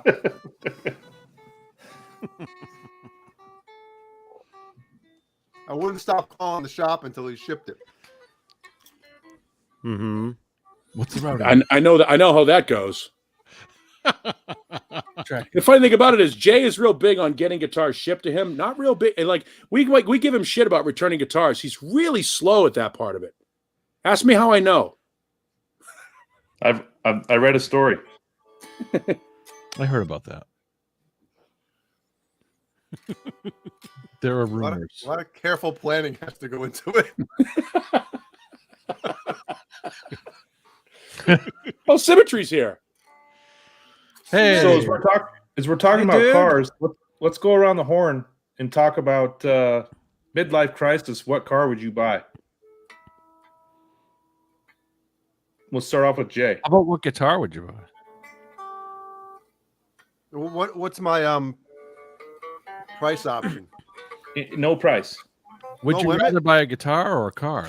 That's a question for the chat. Well, I mean, you could get 6 guitars for the price of a Corvette. Is the midlife crisis coming up, or if we already had it? We won't even discuss that, Yours Johnny. is coming You're up. in it. I had mine at 17, Oh, wow. So and IROC Z. Honda Civic. Yeah. I don't know. I would pick. I'm not a big car guy. Like I don't give a crap. yeah, I would say a Back to the Future modded DeLorean. DeLorean. nice. Yeah. Paul. I mean, I can't get in or out of them, but a Lamborghini Countach would be fantastic. That's. It's badass. Yeah. I didn't even think that was possible. Elite, yeah. Well, you just said money was no object. Edward Van Halen, you can get that one. John B.O. I like the what was it, the Mach 1 and the Mach 2 Mustangs, or the remember Better Off Dead, the Camaro from Better Off Dead. I'd take one. 67 SS. Yeah. Only if you can get the little French exchange girl. Oh yeah. Because Simone. then, if you can get Simone, then I'll get that car. If the girl comes with the car, that'd be good. Mount. Except Simone's way better than Beth. Oh, definitely. Way better than Beth. Love. The language of love. Johnny. French fries. Brunch dressing. Gee, Ricky, sorry your mom blew up. One day, What about you, my Johnny? Lamborghini broke down. And you get to race the Asian exchange students. The Asian exchange students are great. One of them doesn't speak a word of English. The other one learned everything he knows watching Wide World of Sports. I asked you which is worth. A man. Shell of a man. Wow. Kurt 50. I mean, my answer would be the same as Jay's. Oh, there you go. I mean that. Marty, we have to go back to the future. You're telling me you built a time machine out of a DeLorean? So many great lines. Well, there was a lot of cocaine in the side panels. This sucker's electrical. 1.21 gigawatts. This thing hits 88 miles an hour. You're going to see some great shit. Some serious shit. Serious shit. Come on, Paul. Get the quote right. I don't care. Christopher. Yeah. I see those. I'm not modded up like that, but for some reason I've seen a lot of those, like in the Bay Area. Like somebody owns one or something. So every once in a while I do see one driving around. There was a club of them in Kansas City. It was amazing. On Halloween, they would show up. There's a place in Kansas City called the Bottoms. It's where all these warehouses are next to the Missouri River. And the Bottoms has haunted houses. Like all the old warehouses have been gutted and changed into walk-through haunted houses. And whatever this car club was, with all these DeLoreans, would do like a parade past all the haunted houses on Halloween. And they're all lit up like that. They're all done up. They've been modified, with the flux capacitor, the whole deal. And the other one has like the Cuisinart or the Mr. Coffee or whatever the fuck it is inside it. Just really, it's really funny. Yeah, Mr. Fusion. Johnny, pull up the Back to the Future 2 DeLorean, because that's the one that I would get with the Mr. Fusion. And Johnny, friend of the show, Chris Hubbard, he's got one that's unbelievable. That's true. He's got a DeLorean that's tricked out like that. He's got the goddamn hoverboard in the passenger seat. That's how into it he is. What's that one right there? Is that him? That could be. That wasn't in any Back to the Future I ever saw. I believe the DeLorean was built on the frame of a Mercury Marquis. It was, which is basically a Ford. It's a Ford LTD. Yeah. John DeLorean worked for. They look Pontiac or but one of those companies. They worked for Ford, I think, and then GM. Yeah. Is DeLorean come out with a new car? Because I keep getting I follow them on Twitter. Back the DeLorean is back, but they keep pushing it. They're going to re-release it, do a reissue of a DeLorean, a new one, kind of like what they did with the Volkswagen Bug. They had years of new old stock of all the parts, so they could build factory new DeLoreans for years. I think they. But again, no cocaine in the center in the quarter panel. Oh system. wow, Jay! Got to pip all the cheap pops. So you saw these? You saw the new ones? Oh, I didn't see the new one. There's a brand new DeLorean. Oh, this thing's crazy. I'm saying I kept getting alerts. Got myself a brand new DeLorean right here. I said one time I said driving tonight. He said, "Dave, you drive like shit." Oh my gosh! Oh, Johnny's in a different show. Look at this. Are they designed by John DeLorean, or my God. somebody got the right? See, it looks like a Lamborghini Diablo. The one on the right does, yeah. Yeah, it does. Look at those. Yeah, it looks exactly like a Diablo. that's probably what DeLorean really originally wanted. Something that had. Well, we're in 2022. I haven't seen it, so I call bullshit on it. Well, he was absolutely on top of it when he said, "I'm going to build the most aerodynamic sports car possible. I'm going to start with a '79 Mercury Marquis frame." Yeah, Yeah. I mean, I'm the gonna look put a is V6 undisputable, Volkswagen in it. but the performance was legendary. Performance. Legendarily terrible. Yeah, no, they were shit boxes. I don't even think they went up to 88 miles an hour. I think They were really heavy. 85 was like the top on those You speedometers. can't make a stainless steel 8. car. Yeah, you're driving around in a frying pan. Well, didn't Yeah, and the weight must have been, yeah. And I think the first year they made them, didn't they put there was like a 4-cylinder in it, and then I think the next year they upped it to like a.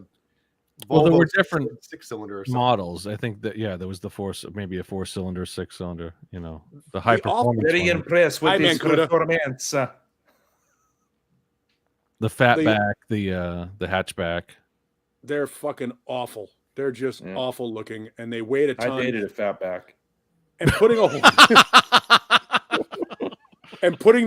making those things out of stainless steel on a Ford frame. I mean, I don't know if anybody ever saw a Ford Granada or a Ford. I had that was my LTD. first car was a Ford Granada. And did it have and the leaf spring sagged, didn't they? The whole ass end sagged. Terrible car. Man. Yes, there's shit boxes. Horrible. I don't know what John DeLorean was thinking. He was thinking, I need Coke money. Yeah. Yep. It looks like a Volkswagen Scirocco or something like that. You know, it's got that shape. The Scirocco's were great. Yeah, Those were fast. That's what I'm saying. That was a poor man's Porsche. Yeah. Yeah. It was the 944 with a different body style. Yeah, it was the Volkswagen Scirocco was a great fucking car. What did John DeLorean actually go to jail for? Was it money laundering or tax? It's either money laundering or tax evasion, I think. Yeah. Yeah, it was Or something. cocaine off a Peruvian hooker's rectum. I think it was for designing the DeLorean. Yeah, he should have been jailed for it. What a piece of shit. I love it. It was a rich cokehead's AMC Pacer. But even in 1985, it was a joke because that's pretty much why they put it in the movie. I mean, it was like a classic failure, basically. So Mancuso was saying that it was a 4-cylinder, but some guys were jamming a V6 in it. Wow. A Buick. Well, that Buick V6 would end up in the Grand National in '87, and that was a pretty good car. Pretty good engine. So those two LeBaron. prototypes there are completely different. The ones in those two pictures are like the first one looks like an 80s. One on the right looks like an Audi. Those are concepts. Yeah, I guess. But which one is it going to be? Is there any like truth to the new DeLorean or what? Do we really care? I guess we don't really care. I don't really care. I care Yeah, sure. because it's cool, but I'd never get to have one. If they actually do come out with a production new DeLorean, they'll probably come out with a remake of Back to the Future shortly thereafter. That's my prediction. Bob Gale will never allow it. The Bobs. Yeah, the Bobs. Wait, I think he say, passed away. You do here, right? Bob So Gale, I Meckes don't think he's around anymore. The Did writer Bob of Back die? to the Future. I think he passed. I think he It's died. time for a new one. Did he, John? Is anybody in the chat? No. I know it was Bob Zemeckis that directed it. I think. Right? You know what? He's around. You know what you'll see before Back to the Future 3? Because McFly, what's his name? He already had Back to the Future 3. Michael J. Fox, obviously with his health, and I don't think he would do one anyway. He'll have a cameo. So they would have to just be a relaunch or whatever the hell it's called. Sure. Do you got anybody remember the movie Crazy People? I don't know. Dudley Moore in an insane asylum. Johnny must know. Yeah, People so underneath the stairs. the reason why I'm mentioning it is because Renus Pinko brings up marketing slogans in Crazy People. He's an ad executive who gets sent to an insane asylum after having a nervous breakdown, and he basically has the inmates write his marketing plans for him. So one of them was for Porsche, and it says Porsche, too small to get laid in, but you'll get laid the minute you get out. Oh yeah. Was that Michael Keaton? It was Dudley Moore. Oh, what was the one? Where was it Michael Keaton? He was in an insane asylum, and he was like an executive for Volvo or something. And the whole, that was when the joke, Volvo's they're boxy but they're good came out. No, that's the same movie. That's okay. That is the same one. All right. Yeah, so Crazy maybe People. I'm getting mixed up then. Yeah. And David Paymer sings the majestic song, "Hello, hello, hello, what a wonderful word, hello." Because that's all he can say is hello. I remember that movie. Speaking of Dudley Moore, remember like Father Like Son with Kirk Cameron? Kirk Cameron and Oh yeah. That was a good movie, man. Kirk Cameron. Mm-hmm. Remember hearing Wild Side from Motley Crue at the end of the chase scene or the running scene? Mm-hmm. When they're like running to the hospital or whatever the hell it was. Man, Wild Side kicks in. It's like, hell yeah. No? Yeah. Nah, but yeah, I like Dudley Moore. My favorite Dudley Moore films are Arthur and 10. He was pretty friggin' good in Arthur. Arthur is really good. The first one, the second one kind of sucked. On the Rocks. On the Rocks. John yeah. BL, you can call me Kurt Cameron. That's Kurt with a K, Cameron. There we go. But 10 is actually my favorite film. Mike of like Seaver. all time. I've watched it a Mike billion Seaver, times. yeah. And then he was doing he went a lot of those direct to video movies. Was that he played a superhero? Right? Yeah. Because, What was he called? because he got really into religion. And He's then still really into religion. Yeah, and I think he started making like superhero movies or something. That's what I was. Yeah, I can't remember what the series was. Oh, this is cool. Look at this, Jay. Yeah. Hey now.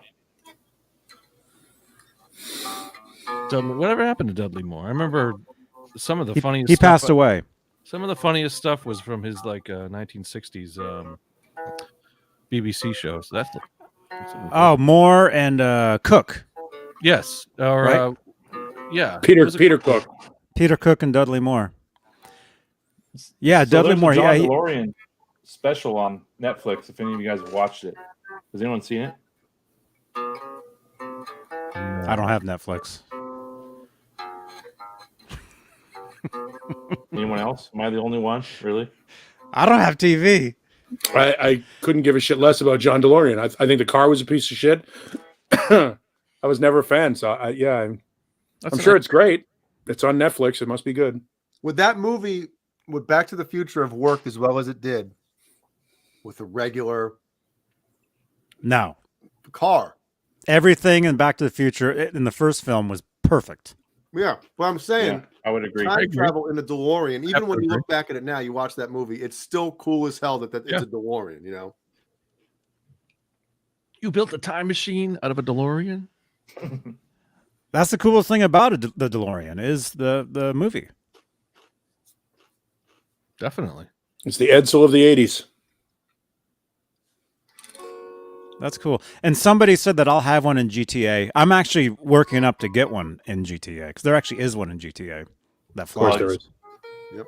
But where is I'd it? take one of those. I'd take one of those if I had the opportunity. You know, I like. You could probably find one cheap. I bet we could look right now on like a Craigslist somewhere and somebody's selling a DeLorean. No doubt. Good, yeah. No doubt about it. And I bet it's like $7,000. You're about right, Paul. Much like I saw American one Pickers. on, They've seen a few of them. who are the guys on the History Channel that do all the Yeah, American Pickers. American Pickers? He got Yeah, one. For that's like about $8,000. the price range. Yeah, they're like $7,500. You know, 12,000 for a nice one. You know, Wow. mint one. Yeah, they're not that. You think two car seats will fit in the back of that son of a bitch? Well, Jay, Is there a $8,000. back? I don't even know if there's a Same back. price. Jay's about for that to Ibanez start from his midlife crisis. Jay, same price you paid for that Ibanez from Dane. Can you put wheels on a guitar?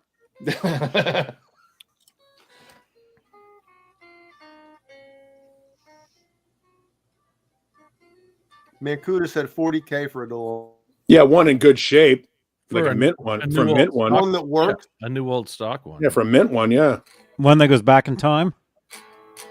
That'll cost you extra. Yeah, the DMC 12. That was like the Back to the Future version. They had other models too. The DMC 12 wasn't from what I know. Anyway, That killed 45 minutes. Yeah. Yeah, Remember $25,000 is the average price. Sherman for Callahan. DeLorean. Thank you, Sherman. The original DeLorean in the movie, because I think they made there were a few of them, obviously. Right. They had One of the several. main ones, like the driving one, was outside of Universal or something, just in a lot or something. And years after years of sun damage, rain, all that stuff, Mm-hmm. it just turned to shit. And finally, somebody came in and they refurbished the whole thing, and it looks as good as new. And I think, Doc Brown, what was his name? Christopher Lloyd. Christopher Emmett Lloyd. Brown. Yeah, he was on like the Emmett episode that they did that. It was pretty cool. I think I saw that. That was one of Mancuda's Hollywood treasures. Yeah, that might have been it. It was? It might have been. No, I think there's some dude. I think there's some dude on YouTube that restores them. Yeah, somebody restored like one of the And- Knight Rider kits, right? I don't know. But there's also a kit in GTA as well, and I will have one of those someday. Is there a Monster Mobile? I don't know.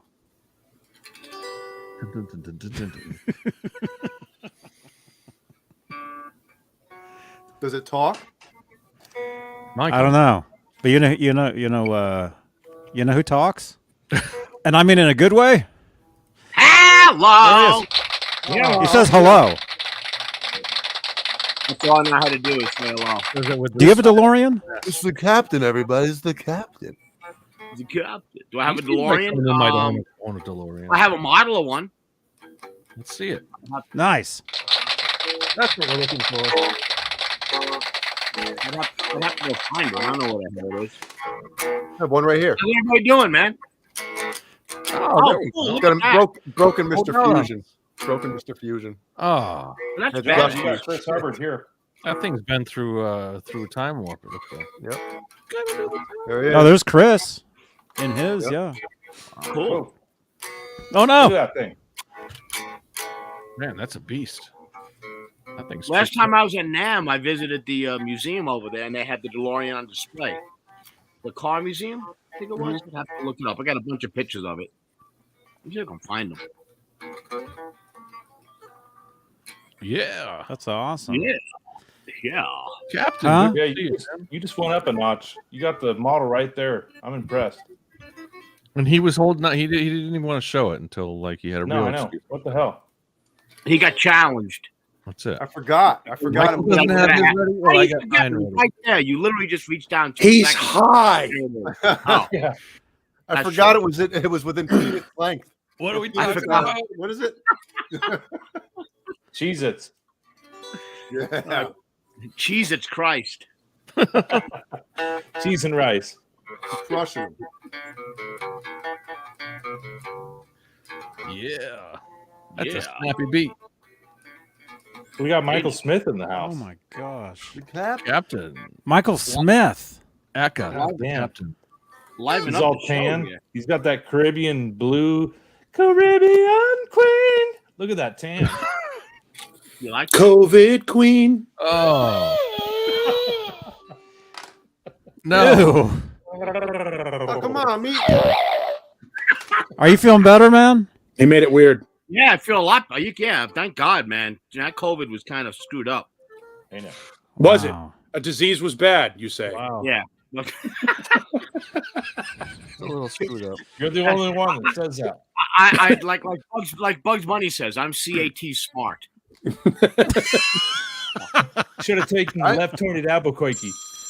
I didn't think it was that bad when I had it. Oh, Michael, Captain, you got the COVID. Is that Kurt with a C? I bet it is. Johnny, it's false flag. It's one or the other. It's going to be false flag or Kurt. Well, it's tomorrow in Australia, so it could be New false Zealand. flag. Hey, you're on the air. Hello, Johnny. Johnny is false flag. Hey, false flag. How you doing, man? Fake false flag. No, It's fake no, false it's flag. actually Mancuda. So I want to chime in on this DeLorean thing because I've driven some of these movie cars. Oh, Like this is the I've part where- driven this is some of the- the ones that were This is used when in the Mancuda film. takes an opportunity to talk And about I his sent career. you photos to your Facebook Messenger lift of up the your one socks. It's that getting was deep in here. used on the railroad tracks Uh-huh. and crashed. Look Yeah. in your Facebook Messenger, Johnny. Yeah, Johnny, ask him Mancuda's been movies. He's just never been credited. That's the actual Damn. car that, because remember, I used to work for an auction house that There we dealt go. in high-end movie props. Yes. if it was on So his I've show. had the Hollywood opportunity Treasure to Hunt. actually drive some of the movie cars. This is the real one? That's the real one that was used and smashed in the train scene. It's totally hollowed out. You know, it's just a stunt car. Do me a But favor, but if you Mancuda. look at Park the this car for photos, us. you see it's like that's from the back, and then show them the side. You'll see it's all bent in half and stuff. My dick's hollow too before I got smashed. So that's the back of it. It's all crushed up. This is like Bizarro World where Mancuda is making sense and you guys are weird. Yeah, I know. Really, I'm the straight man today. You're never straight. Come on. But show them the nothing straight about Mancuda. I'll tell you. There you go. That's what's left of the DeLorean that was crushed by the train. Was that a full size model or was it Santa Cruz 3600 points out that Mancuda's voice is so So clear. that's the one You're you'll not used get to for hearing it $7 without grand. testicles in his mouth. No, that thing sold for like, I don't know, 100,000 or something like that in that condition because it's screen used. 100,000 after it was crashed. But people like to convert them into to look like the movie cars. So a good working DeLorean is probably about like 40 grand on its own, and then add the customization, and you can go to the moon with that thing. Wow, damn. So Mancuda would take that and flip it for a small profit. For a small profit. Mm-hmm. For a nominal fee. There you go. That's what I'm waiting on. I thought nominal fee on the bridge was for a nominal smaller fee. model. We do it for a nominal fee. Was it full size? This is Johnny's worst nightmare. Tuesday is bleeding over to Saturday. There you go. I thought you guys would get a kick out of that. All right, go back to the show. That's awesome. Thanks, John. All right. All right, man. Thank you, man. I'll talk to you later. All right, brother. That kills 5 minutes of the show. Good job. See, I told you guys that guy's actually normal. That's like the normal Mancuda right there. I told you guys. Oh, he is normal. He's on his It's show. Happy Mancuda. We got him when he's on his meds. Like a wrangled Arabian tiger. He takes one pill. He takes one pill a week on Wednesday, and it wears off on Tuesday. Yeah, probably. He takes those pills intravenously. Intravenously? Wait, what? Intravenously? No, I think Ned brought something in. Oh, highlight. Oh my god, the bathroom rug is all messed up, and I hear crunching. There you go. Oh! A remote, Johnny. Come on. Go remote. It's like the car wreck. I gotta go look. Hang on. I want to warn you that some of the footage you're about to see is potentially disturbing. Oh, he should bring Look that. what the net dragged in. What are you I doing? can't take those orally, dear. Those We go pills. live now Take them to orally. So we're stuck with the DeLorean hour. Johnny Beane's bathroom located in downtown Ukraine. Oh, he's gonna take it. Yeah, we went from the DeLorean hour to the Carnage hour. Let's see what this little pussy cat did. Ned That's the always beauty. makes That's the beauty about cats, man. Cats are the top of the Ned food is chain, an man. annihilator, definitely. Yeah. That rug's gonna look like Picasso had fun with some red Yep. paint. Man. Yeah, it looks like Walt Disney threw up in All right, there. what's the bets? Is it a vole? Is it a squirrel? Is it a rat? Is it a mouse? What does he got? Watch, Kurt. The only thing that's going to be Chicken? left there is an One ear of Johnny's from it. chickens. Yeah, a deer leg. Yeah, no, like Picasso's. Ned. It's going to be an ear. like the hoof. The hoof. It was just a sad. It's a hoof. Yeah, it's just the hoof. I stabbed it in the hoof. Here we There go. it is. Got to get the knife to cut off the hoof. Just because it'll be What are we a looking sin. at, Johnny? Good fellows. Love it. Yeah, what are we wait, looking I at? got to do my other one. Oh, here we go. It's gonna be gross. Nice Vans. I had a pair of those. Let's see the carnage. 1985. Oh, what does he got? Oh, Ned. What is it? Is that a liver? What is that? It's like a heart liver right there. Dude. Oh, that's tasty. Mm-hmm. Oh, Work it out. So What did you cover up, Johnny, with the towel? The carcass. Yummy. Did he cover the carcass so we couldn't see the body?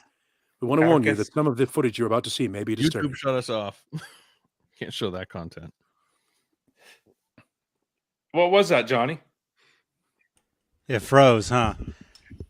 He just ate an entire vole or something in the Oh bathroom. my goodness. Yeah, that's like guts that you're. He's looking at. enjoying that stuff, huh? I'm gonna have to. Well, look at all the spray money you're bleach. saving on cat food. Yeah. good point. Ain't gotta feed him tonight. Guts and stuff. Oh, I got to clean that up. That's horrible. Yeah, you really should. It's biologically unsound. Yeah, considering it's in your house. Yeah, it's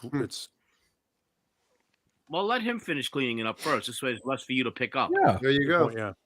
Well, no, there's parts he's not going to eat. He's going to leave. He's going to leave certain You'll eat those guts. Fresh kill, Yeah, right? He leaves. He Wait, leaves. so not one- Oreo with Yeah. cheese is all it is. He doesn't eat. He doesn't eat vol penis. Yeah, No. he just walked out. He just left those two things on the ground in there. Get back in there, clean up your mess. You know what? Yeah. You're not going to bed until you finish your dinner. Clean plate club. Don't worry about it. The human will get it. Newman. Clean up after me, human. And My CC, wife thank cleans you, up- dude. My wife cleans up after penis. She knows better. Damn. Thanks for sharing that. And Glad she's not watching. That's right. And Symmetry knows. And that's right, G. Butchnoff. Yeah, that probably is much better for him than Purina. Non-GMO. Healthy Vol. Non-GMO Vol. Hey, did anybody get this picture of Dane in a DeLorean? I'm glad you said DeLorean. Bikini or something. Dane Zimmerman in a DeLorean with a Jackson in his hand. That couldn't be more 80s. That shot was 2 days ago. Yeah, I was going to say. That couldn't be more 80s if we tried. Dane is 80. The guitar is from the 80s. Oh, boy.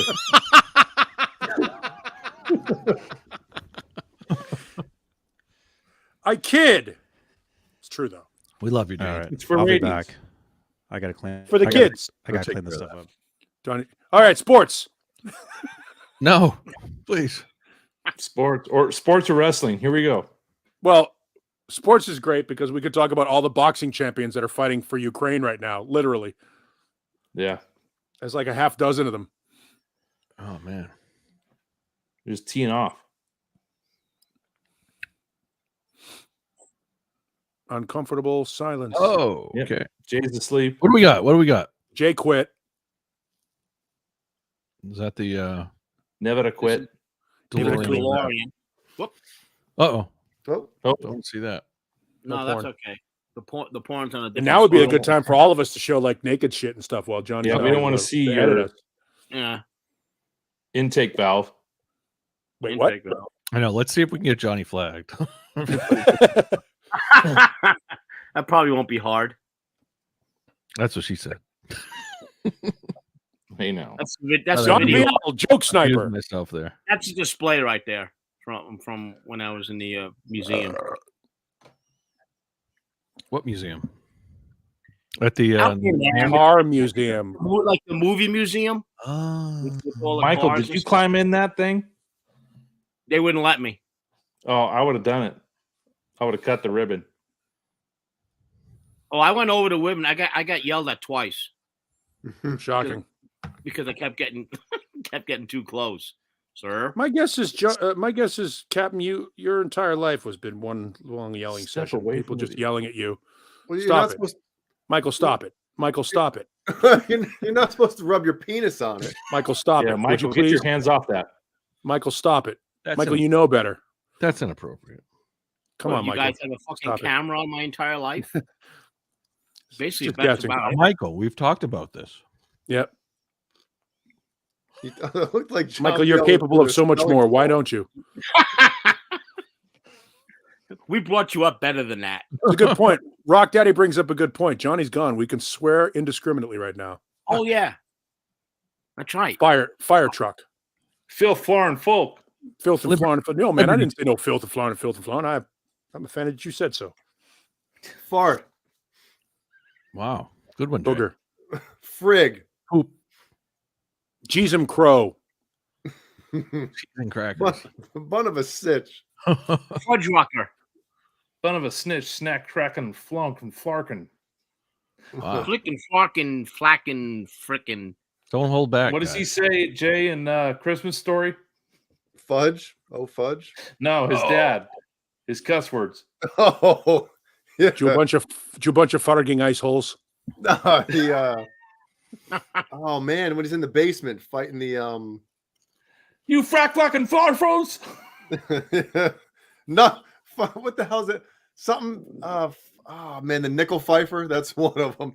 Barton House. I love Jay's one synapse firing right now. You love nigger. Nothing Can I but a rap? finger. Uh-huh. Nothing but a finger. I'm absolutely going to pull out my favorite line. Uh-oh. Uh-oh. And what about Bob? Good night, rat dick suck nut. That's a great movie. Look, I'm sailing. I'm sailing, Dr. Marvin. I'm a sailor. I'm a salt of the sea now. Fire. Gonna make it. Gonna Bernie make Bush? it. Not gonna make it. Not gonna make it. When Johnny comes back on, we all have to like just yell fudge or frick or something like that just to freak him out. Kidney fricassee. Farfanugan. Holy Farfanugan. shit. Holy shift. Mike Tyson. What? What are you eating there, John B.O.? Like snack cheers, pack? like- I'm eating unapproved popcorn. Oh, scab, Oh, You're not crossing you're crossing the picket line over there. scab popcorn. Scab popcorn, exactly. Scab corn, not good. Not good. No, it's Not not. good.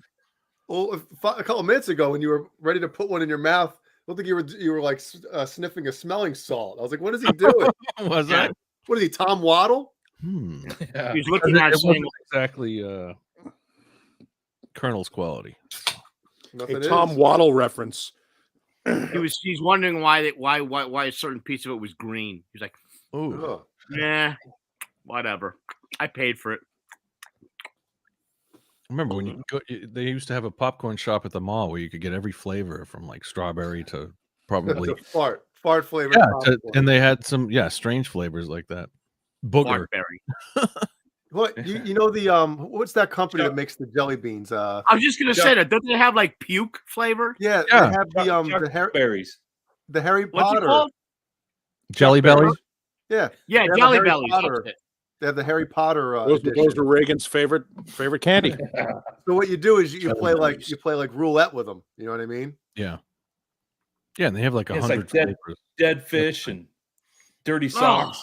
And they're Yeah, really they're pretty goddamn accurate. Like the puke one, you know, like when you first get like the when bile. comes Yeah, up yeah. to like you almost feel it. You're like, oh my Oh God! Yep. Let me go outside and get a handful of puke berries. Oh man. Yum. Oh, The grass one, the dirt one. Yeah. yeah, They but have, you know what though? It sells because they still make them, so people are buying them. Balls and berry jam. everyone's got to try it once. Yeah. Oh God! Wow. Rainbow. Well, the good news is we only have an hour left of the show. Oh, good. Okay. What's going on in music this week? Anything good? Any good classic rock news? Anything anybody's seen? Anything? I know Caleb saw Mammoth Yep. the other night. Dane saw him last night. Oh, cool. Somebody's seeing them tonight. Who's watching them tonight? I already checked in with Johnny, so John Johnny's Storm. got some. Yeah, Johnny's got some current Mammoth snapshots. Sperm, Dingleberry, and Tutti Frutti. Wow. And balls and berry jam. Yes, people in the chat. What do you want? What kind of disgusting berries do you want made? What? Yeah, what? Disgusting berries. Yeah. No, the little, the fucking whatever you call it. What do you The call Oh, it? there it is. There it is. Yeah. Garbage Pail Kids. Remember those? Yeah. Oh Yep. yeah. I had Under all those boob sweat. clogs. Right, Jay? Under boobs. Yeah, sweat? Santa Cruz. The new Van Halen thing is all that's the Audio Labs. You know, like the gold discs from back in the day. I mean, I don't know what much more they can do with how many more times they're going to remaster the first 6 albums. And it's original analog that they're going off of. There's always, I mean, the limitations are clear and have It's been. nothing we haven't heard. Yeah, they've been. You can't make them sound better. What's the difference exactly? How Well, much more can you tweak them? The record or the vinyl version is going to be 45 RPM, so it's It'll be, the like wider double- grooves. The grooves will be double- wider and deeper.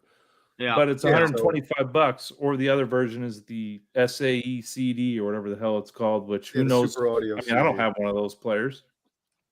Well, Dude. they actually released several of the early albums on reel to reel, which was probably the highest quality you could get back in the day, like 7.5 inch reel to reel, 1/4 inch. The only format that doesn't deteriorate is CD. And it does eventually. Eventually it does. But every time you play any other format, the fidelity you're decreases lower exponentially. that much. Tape, Yeah. well CD and obviously digital. digital. Yeah, Well, the problem with CDs is there's an aluminum film between the two plates of plastic on it, and eventually that film over years will corrode and flake. Yep. So that's why you get digital skipping and stuff on CDs if they're not stored at the right temperature. Take a But other than shitty that- CD that you don't like and put it in the microwave for a couple seconds. It is the coolest thing ever. Yeah, it's cool to watch, but like that's why my ex-wife wasn't allowed to take any of my CDs out of here. If there was something that she wanted, I would burn her a copy because she would leave them on the passenger side of her car in the sun. And any sort of heat, just like with a record, records would warp. But a CD, the more you put them out in the heat and stuff, it makes that film between the plastic more brittle because it's literally it's like a piece of aluminum oxide that has a series of ones and zeros punched in it. It's either a dip or it's a mirror. Dip. Either reflects the light or doesn't reflect the light. It makes it harder for the optical. It makes it harder for the optical lens to read, right? When it happens. Yeah, they become more brittle, like a dried out leaf. But you can fix some of it with automotive wax by putting a clear coat over. Well, that's the top just the of it. plastic coating. Really? If that gets scratched, you smooth Yeah, if that's the problem with that is if you get a scratch on the plastic coating, it refracts the light before it gets to the aluminum film. This is some next level nerd shit going on here that nobody even knew that we knew about. Oh, it's good stuff. And that's why if you have CDs and you keep them in pristine condition, you'll have, an evergreen music collection, but you got to keep them in pristine condition. You got to keep them, like anything else in room temperature has to be like, 75 degrees and all that bullshit because humidity, just like with guitars, humidity, heat, all that stuff screws with that aluminum oxide inside. And once that film in between the two plastic crumbles and breaks, you got to get a new CD. I've got CDs where you can see right through, like little dots of it. Like either the laser burned through it, or like you said, the sun burned through it, or something. You can see right through it, but tiny little dots, throughout the CD. Renus Pinko has a good question. What, Paul? How many CDs do you own? Somewhere between 4,000 and 5,000. Whoa, pretty cool. That's somewhere incredible. between somewhere between 4,000 and 5,000. but Let's count them on the air tonight. Hey there, John BL. I don't own any Gizmochi. Well, it's funny you say that because I was going to surprise you and put a CD in the case when I ship. Oh, thanks. When I get that guitar back next year, when the next album comes out. Yeah, it's funny because I almost bought the Imbuing when I was at that used CD store the other day just to show it on the show to go see. Look, Jay does have another album out. That's right. That one has the barcode on it. CD I have nearby. Actually, I think I have the Van Halen collection. So.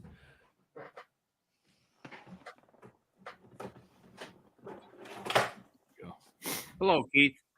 See, my issue with the the vinyl release that Van Halen's putting out of the first 6, it's a limited edition, right? They're only making how many copies of them? Yeah, like 500 or something crazy like that. So, to me, and I don't, Johnny will probably, kill me if I say this on the air, but I'm going to anyway. Like, that's for the collectors. That's not for the fans, Correct. Yeah. And those things they're probably going to go into some collection and not even get played. Right. I was just going to say that. They're never going to play it. Just going to That's sit a there. shame. That's all you a real need. shame, Just get the Japanese boxes. Those CD. are all you need. They've all been I should have bought those when they were for sale for cheap on Amazon. They were for sale for cheap on CD Universe or something like that at one point too. Yeah. 1995. Yeah. And think of it because this they had the way. decimal point in the wrong place. Now they're $200. Man, Kurt, who was I talking to on the phone about this? Was it you? Probably. When we were talking about this whole re-release and stuff like that. Yep. And I had mentioned if you're Van Halen, you kind of want Van Halen to be like mentioned as one band, right? Right. Because all the fans are like, oh, the Hagar era, the Roth era, all that stuff. Then stop putting out one era. Right. Remaster all of the catalog. Right. So it's Van Halen. Kurt, you'll appreciate this. Albums. You'll appreciate this, Kurt. This is the only tin I own of the Van Halen, the Amsterdam one, the blue one. Yeah, this is the only one I own, except for when you go inside it, you got the Amsterdam tin, and then underneath it. Oh, damn! It's Amsterdam. Underneath it, there is a hidden DVD. DVD. There's a hidden shit me. DVD. Hey, Hidden. bye. No. This hidden DVD came from a listener of mine in Sacramento who used to send me videos of herself Oh, squirting. hold it up closer. I want to see if we can see it on the Frame by frame. And the fun fact was, I sent these videos to Tommy Lee. And No he sent way. you a video. I sent them to Tommy. Tommy and I used to we would try to gross each other out, and it wasn't gross at all. This chick would Johnny's not listening. She'd squirt into a wine glass and then down it. Wow, my stomach Yeah. just turned. that's recycling. It's worse than Yeah. the pickle. Yeah, it was a pickle. It was a pickleback, is what that was. I know what it is, Renus. But this girl would squirt into a wine glass and drink it. And I held on to that DVD Day. for legal reasons I because didn't get that in mind. Damn it, Paul. because anytime you work in any form of entertainment or even a cop or anything like that, and you get unsolicited, sorry, Captain, did I offend you? When somebody sends you something like that unsolicited, you keep a copy of it and you put it away because inevitably it goes bad. Mm-hmm. And this listener would send me all this stuff constantly. So I burned it all onto a DVD and held on to it legally. Because one of the other guys that worked at a radio station that I worked at before was on America Online. This is how long ago this was. And this girl was chatting with him. And she was sending him pictures and flirting and all this stupid stuff. And it got around to her asking for something for free. And he said no. And she took a copy of the chat and sent it to his boss. Oh boy. And so I've always, anytime I've ever gotten unsolicited videos, pictures, and we get them all the time, you just put them on a flash drive, put them on a DVD, do something, and put them on a file somewhere. And that has been in that Amsterdam case since somewhere around 2001, 2002. Cool. It's just been If I'm ever staying at That's your your place in secret Arizona, spot. I know where to go for my nighttime entertainment. I just know it's there. I don't know why it's still there, but it's there. It ended up there. I had it in my office, and I was like, where am I going to put this where I won't forget where it is? Oh, in the Van Halen thing. In my underwear. There you drawer. go. Boom. It's padded. It's secure. There you go. So it's always been there. It's digital. Just in case. It's digital. It's forever. Anytime. So just so, that happens. And I'm sure, it was funny because my ex-wife knew all about it. I would come home, like when girls would call and claim to be like playing with themselves and stuff like that on the phone, I would just roll tape. And then I would put it on a cassette, and I would come home when I was doing overnights, and I would come home and that's the other thing, G. Booknoff. You'd never keep it on your computer, ever. Never keep it on your computer. It's got to be away from, it's got to be a hard copy somewhere else so you can turn it over to the authorities when they ask for it. So you don't have to give them your computer. Used to start with zip drives, then you went on to flash drives. So I would come home after this girl, like a girl would call and she'd be claiming she was playing with herself and stuff. I would come home and go take the cassette and throw it into the radio while my wife, who was my girlfriend at the time, and my fiance was getting ready for work. I'm like, check out what happened last night. And she'd put it on and she'd be like doing her hair going, kind of fucking girl does that? Like, well, if you ever want to make sure that the DVD still works, make sure you take a little snippet on your phone and send it to Jay and I just for authorization. I bet I can find a picture of the girl somewhere. No, I bet I 2 can. minutes before Johnny gets back. No, I can't show. Johnny has to I can show one of her. I can probably show one of her clothed. Yeah. I don't have one on my computer. I don't keep that shit. I keep it I for know, it's legal just purposes John to Biel and cover I. my ass. We're cool. I'll be quiet. No, I keep that shit only to cover my ass. I'm actually a fucking solid citizen. That's the weird part. As pathetic as it sounds. Nope, don't document anything. Never put anything in print. Yep. And I'm clearly shocked by how many people make stupid mistakes, like sending dick pics and shit like that. What the hell are you doing? Knock it off. That's because we grew up in the 80s and 70s and 80s. Yep. We know better. Polaroids Yeah, took you don't about trust 5 anybody. minutes to clear up. It's a good idea to not just don't trust anybody because they're all going to screw you. They screw you at the drive-thru. Yep. Yeah. Never ever pick up anybody off the listener line. Never a good idea. The hotter they sound, the bigger they are. I submit for your approval. How many people wanted to bang the chick that sang "Never Say Never"? Right. You know the "I Might Like You Better If We Slept Together" song. She's bigger than me.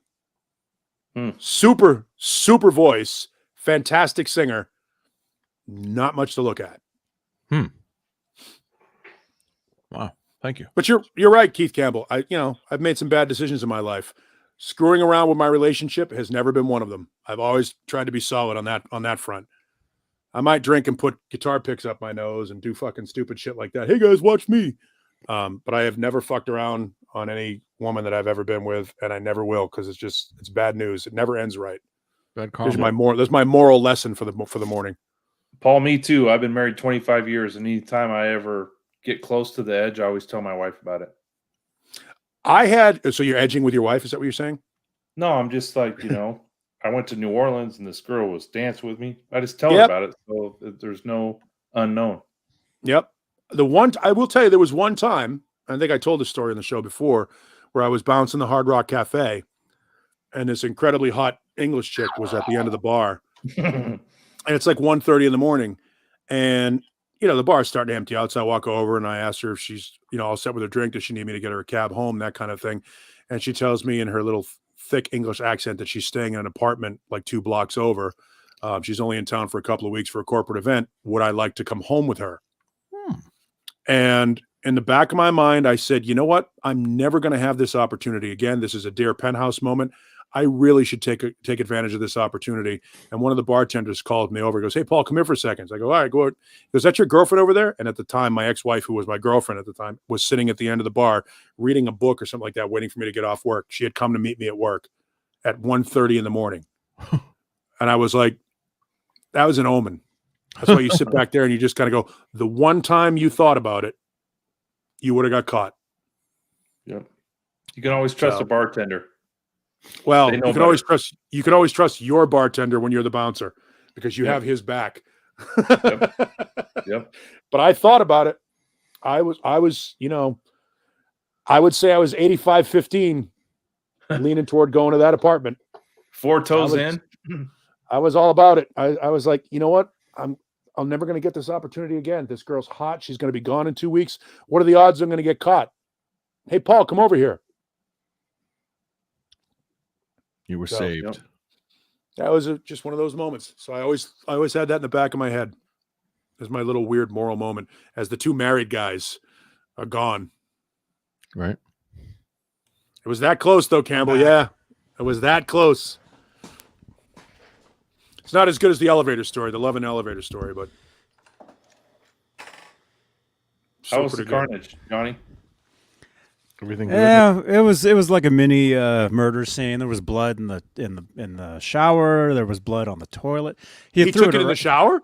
Blood on was the it street, Mr. Mustard with Yeah, he throws it a, around. He takes it in there. He just tosses it everywhere, so that gets blood like all over the place. Mr. Mustard? Is that what? Did you cover it with the towel? Is that what you did before you brought the camera in there? No, that's how the towel. That's how that was. Oh. He ate the entire thing, and then I had to pick up those parts and throw them out. And now he's here. Your little buddy. Yeah, that's what he does. Good cat. That's what they do. Yeah. See, otherwise that thing would be out there eating our flowers or whatever they do. Or your chicken. Your internet cable. Yeah, it'd be eating through the internet cable. That wouldn't be good. So thank you, Ned. Oh, good. No hard feelings, Ned. Yeah, get Ned a Just minute. remember, Johnny, when you die in your sleep, he'll eat you too. Yeah, well, yeah, we're fine with that. I think that's fine. Every cat owner knows that. Yeah. Thank you, CC. Every cat. A hep cat. Jimmy Ray Hawkins, I was married for 26 years too. She's been gone 5 now. So enjoy it. It's over. Wow. I'm kidding. I'm getting married in like 3 months. So Damn. Really? Wow, you guys really she pregnant? no. Oh. That was My bad. kid. Oh, Lemmy is calling me. Did you catch that? She's like, hey, you talk about other bitches again?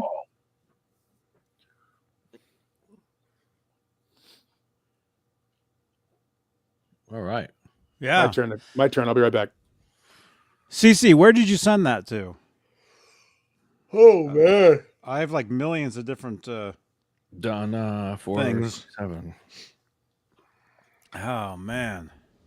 So So Jay, what? we were talking last night about Steve Lukather. Yeah. I started listening to his book. Did you know Eric Martin from Mr. Big originally tried out for Toto in '84? No, I didn't know that. Yeah, Good thing you didn't get it. I know. Wow. That's a great book, man. He I sent you the link, but he narrates the whole thing. Do you That's- hear his it's great. jewelry It's just- jangling in the background? What's that? Do you hear his jewelry jangling in the background? That's not his Yeah, job. and his have you ever noticed in his interviews his hands are black? No. Yeah, it's from he dyes his hair. I think he does it at home. Oh Jesus. Yeah. Josh. He did a I guess back in 2010 maybe he came out with a signature pickup for DiMarzio, Yep. and I watched the video on it, and they had the little lapel mic on his collar, and for like the first minute of the video, like you hear it hitting like his necklace, and then it gets folded over and he sounds muffled, and then finally they put it on the other lapel. But I'm thinking this is like a this Yeah, isn't just like a marketing. Marketing moment. reshoot it. That's like the premier guitar videos. Sometimes those are you can't. There's always mic problems. Yep. Mm-hmm. Well, they have to approve that stuff. So he probably just said, "Hey, that's fine." you know. Yeah, don't worry Yeah. about it. Hey, we had a little issue with the mic, just whatever. Who cares? And I'll say it again. I was at NAMM one year, and I was there that year. If you guys remember, he tweeted out. We're talking about Lukather, right? He Yeah. tweeted out. A lot of people thought he was like on something. No. Do you guys remember that? Because he kept the way he seemed like he seemed like he was acting kind of weird. And I was there that year. I remember exactly. I was standing. I forget who I was with, but I was standing there, and Lukather was literally standing. I probably have the picture actually on my phone. He was standing just like this far away from me, meeting fans, talking to people. And I guess I forget what the actual story was, but he wasn't on anything. It was he wasn't feeling well or something. So I met him in 2014 backstage of a concert, and he sat and talked to me and my brother for probably a half an hour and was super cool. And then he left to go play with Michael McDonald for one song, and then came back in the alley and came back and chatted with us. Wow. And he said he doesn't drink, he doesn't do any drugs. He's just a total down to earth guy. Wow. Yeah. He gave us guitar picks out of his pocket. He gave us the set list off David Page's piano. He was just super, super cool. Wow. That's good to hear stuff like that, Yeah. And every time my brother was like, dude, you're my favorite. You're the best. And he was like, oh, come on, man. Knock it off. Like, just very humble. Very humble. Johnny, we were hanging out with him at NAMM, if you remember. We were. Yeah. What was that? Were you with me when I was just telling them how one time he was greeting fans and he was standing like It was literally in the line, yeah. this I far think- away from me, and he kept yawning. He kept like yawning, and it looked like he looked really tired. Yeah. I remember. I asked him about Eddie. I said, hey, how's Eddie doing? And he says, oh, man, he's good, because this was in between the 2012, 2015 tour, and he was like I could tell he didn't want to like indulge in anything, but he's like, "Oh, Eddie's fine. Eddie's fine." I'm like, "Oh, I'm a huge Eddie fan," and he's like, "Yeah, he's great. He's great." But it was pretty cool. Like they're like best buds. Oh yeah. At the time. They were tight. But Yeah, Johnny, I was at the Ernie Ball. Actually, it was after, if I'm not mistaken, it was not too much after Steve Morse had played, and then he was signing autographs, and we were hanging out there with him. Mm-hmm. Yeah, no. Hanging out next to him or hanging out with him? Well, right near him. He was talking Near to us. him. That's not He was hanging cool out as with hell, him. man. Hanging He out didn't know. He didn't know we were there. But Yeah, hanging out with him is like mingling and like shooting the shit. No, he was. I was He was hanging out with talking- him. It was just him and I and my brother. And like, Oh no, it wasn't like that. But I mean, he was just cool as heck, man. He didn't.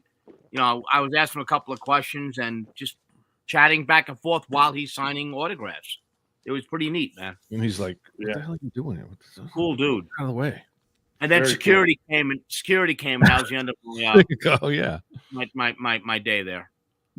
sir, Mr. Luca there has to get on with business. Nah, he was really cool, man.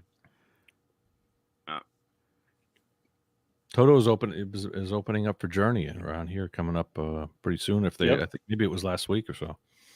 $350 for a ticket. Ouch. Yeah. Jeez. Ouch. Holy moly! for a good ticket, No, for No, probably a general. nosebleed. Yeah. $350 for general admission. That sounds about Holy right. shit! Terrible. Wow. Has anybody played one of his guitars? I heard they're pretty great. My brother has one. Does he? Yeah. And He loves it. Pretty great. Yeah. Hmm. I played them. Yeah, there's several different ones. yeah. I think they're active. So yeah, but I think the pickup he came out with from DiMarzio, it's those weren't actives. But I used to, yeah. I'm sure he does still use them, but that's specific. My brain is yeah, I'm going. I'm almost gone. You're not going. You're gone. I'm getting there, man. It's $350 for a gallon of gas now. Yeah. Right? Unbelievable. Almost. Getting there. Yeah, they're passive now at DiMarzio. Oh, cool. That's cool, man. Yeah, I've played them. With a 20 dB boost. Yeah, so it's probably a push like the Petrucci guitars with the 20 dB boost. Yep. Boosted. Man. Oh, I got something that came in while I was on my cruise. Let me show it to you. Be right back. Oh. Yeah, let's check that out. Hey now. Hey now. One thing I'd have to say about Jay about Steve's guitars is the neck's really small, thin, and Like a R1. narrow fretboard, real thin. Well, the thinness, I'm I know cool you with. would like. Yeah.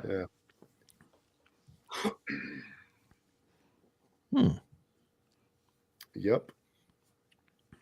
But they're Man. narrow, so the strings are real close together, and Yeah. for me, that's hard to play.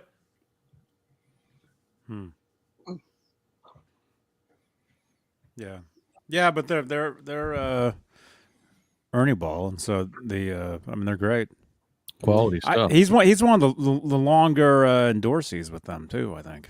Well, Dudley Gimple, who made the Ernie Ball EVH, he worked for Valley Arts prior to Ernie Ball, and that's where Lukather was getting his guitars made. Mhm. So when Dudley Gimple left Valley Arts, Steve kind of linked Ed up with Ernie Ball, and then after Ed got his guitar made, Luke had another, one made for him. Mhm. Cool. So there's a connection there. Steve Morse, right? He had a signature with. Does he still have it? Yeah. Yeah. No, he knows. So that's got to be probably the longest Ernie Ball signature. I was just right? going to say, it's probably close to it. I mean, he's been with them like forever, man. Yeah, I remember seeing his blue guitar, his blue signature guitar in guitar catalogs back when I first started playing. Yeah. I went to he did a guitar clinic in San Francisco at Haight-Ashbury Music Center, and he performed, and it was him and his bass player. Stuart Ham? Who's he still with? No, it wasn't Stu Ham. No. It was another dude. But they performed, and then I remember meeting him afterwards, and I remember asking him, being just the Van Halen dude, I'm like, what did you guys? I asked him, what did you guys play when you played at NAMM? NAMM 91, and he said they basically played a bunch of country like blues stuff. Wow. Which makes sense because that's Albert Lee. That's his thing. Yeah. And that's another guy we met. Well, I don't know if you did, Michael. I met him. I met him. I got one year too. I got his autograph. Yep. I told him I have his guitar. I have his Ernie Ball signature guitar, Albert Lee. Yeah. No. In fact, believe it or not, it's a Guitar Center exclusive. I know Guitar Center, but it has you can split the coils on that one. Mm-hmm. Huh. Looks great, Kurt. Hold on, you bastard. Beautiful, Kurt. That is gorgeous, man. There we go. Look at that. There you go. There we go. Yeah, that's the 2 single version. That's the act. Is that the actives? Yep. I can't see. Yep. Yeah, it's an active. Okay. Oh, cool.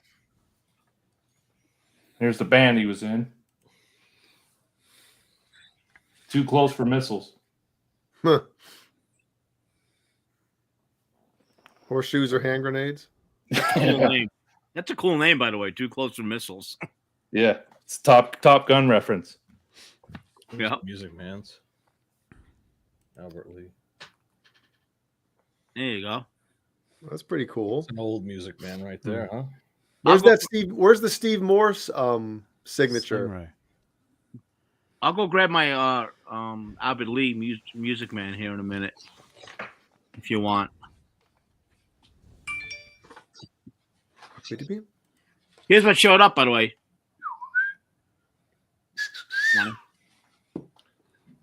What the hell? Oh, That's cool. very cool. Iron Maiden. Is that whiskey? Are you gonna try it, or are you gonna? Well, I'm going to try it. Yeah. So you open You it gonna up, break the hymen? you pull this up, and it has a. Be careful.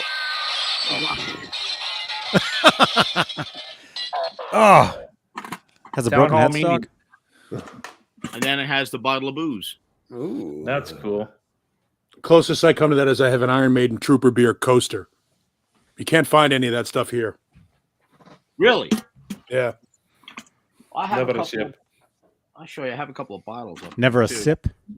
Yeah. I do have a couple of bottles. Never I do have a a drip. couple of bottles of Motley Brew though, which is garbage. Is it really? Yeah, it was a soda that they put out when Generation Swine came out. And it's blue. And it turned your shit in your tongue blue. I bet. Go. The real question is why are you looking at your shit? Well, I got it. didn't. I never drank it. Well, for health purposes, you should always look at your shit. Yeah. I never drank Here it. we I go. have 2 bottles of it unopened. We had a 6-pack of it, and everybody out the station took a couple, and I took a couple. And I don't drink blueberry soda or whatever the fuck the flavor is. Blueberry. And Berry. and it became well known that anybody that drank that stuff, you ended up with blue shit. I bet that's clear. Mm. That's good stuff, John B.O. Was it? Here's the 2 other ones that I didn't get it from them. This was local. I got a bottle of that right here. Yeah, Trooper beer. Yeah. Give me a bottle of I anything. got this, To go. and see the dust falling off these shits. Yeah. Man, my belly is killing me now. I shouldn't have had all that crap. Oh, I do. Thumbnail. Oh my god. Wait. Cobra Kai, you know what to do. No. Here we go. Cobra Captain Kai. stabbing. Cobra Kai. Be gentle. Make those Pepsis. Be gentle. I do have some Black Label Society hot sauce.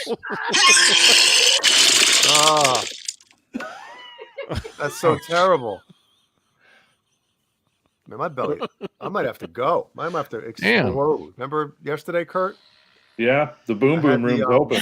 The buffalo chicken or buffalo chicken dip. Oh yeah, man. Buffalo chips, something. I made the mistake of having buffalo chicken pizza. That was no good. The sauce on it was like buffalo wing sauce instead of tomato sauce. Stay away from that.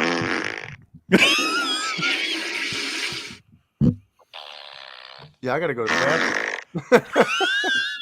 I might be back. If not, I'll see you guys on the other side. Yeah, the last half hour of the show is just going to be fart sounds.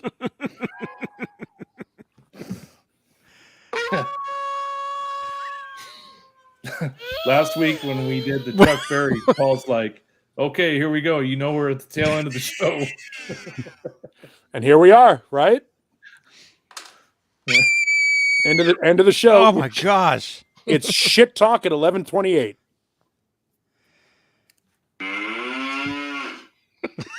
I think we got the same app, Kurt. 11:28. Someone's live right now. Oh, is he a Aussie show? Those guys are live now. Yeah. You missed that. Always subscribe. Never a ship. Thank you, Keith Campbell, for the clip. You guys are clipping this stuff tonight. This is awesome. Thank you.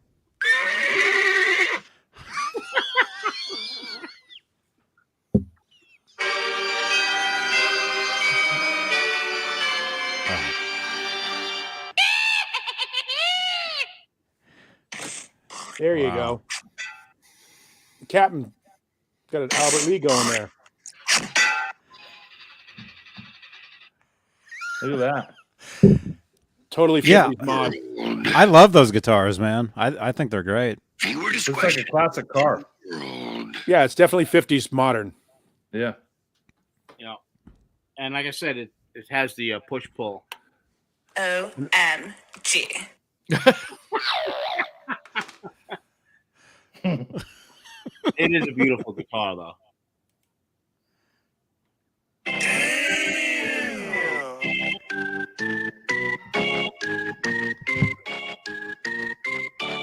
OMG.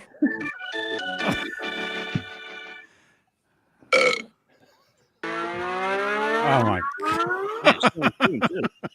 anyway. That's cool, Michael. Yeah. Yeah. It is cool. Johnny, let's see those videos. Videos?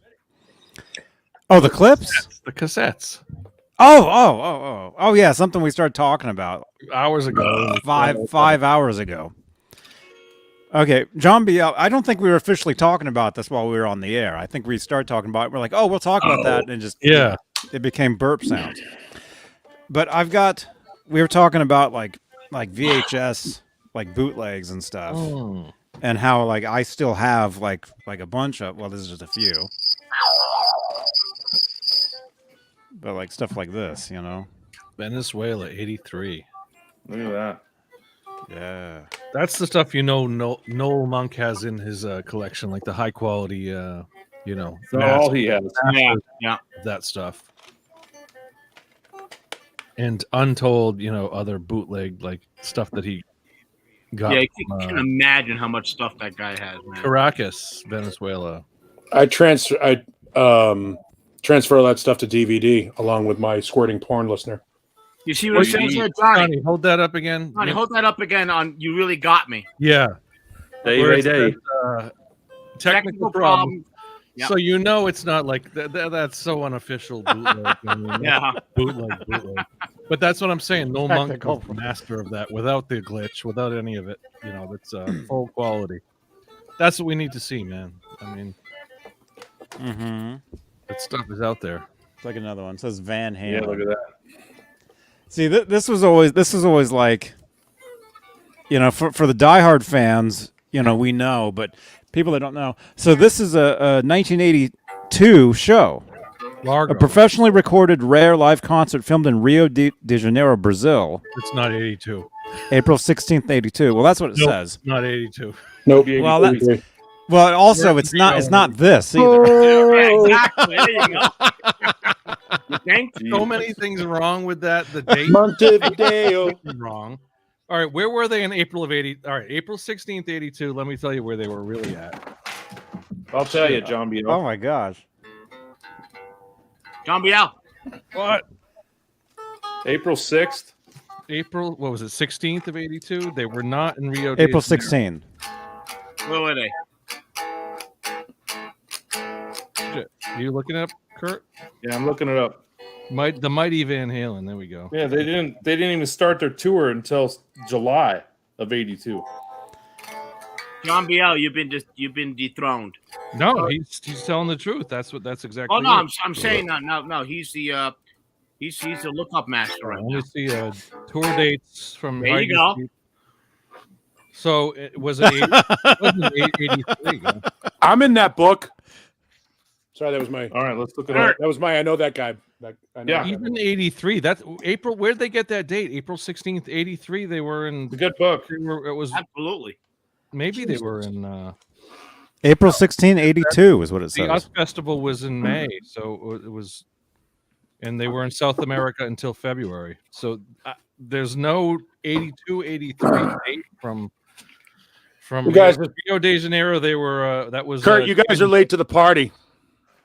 Oh, I got that one too. Oh, Yeah, you gotta have the first one. Yeah, they had 3 dates in Rio. There you go. 28, 29, 30. oh, look at that, touche. Wow. Mm-hmm. Mm-hmm. I'm the poor man's. This is where the old. This is the old school. Johnny's got one too. I feel bad. I don't because I know you got one on the air, Johnny. One of the Van Halen encyclopedias. You unboxed. That. Somebody sent me one. Yeah, I've got the one that Michael has.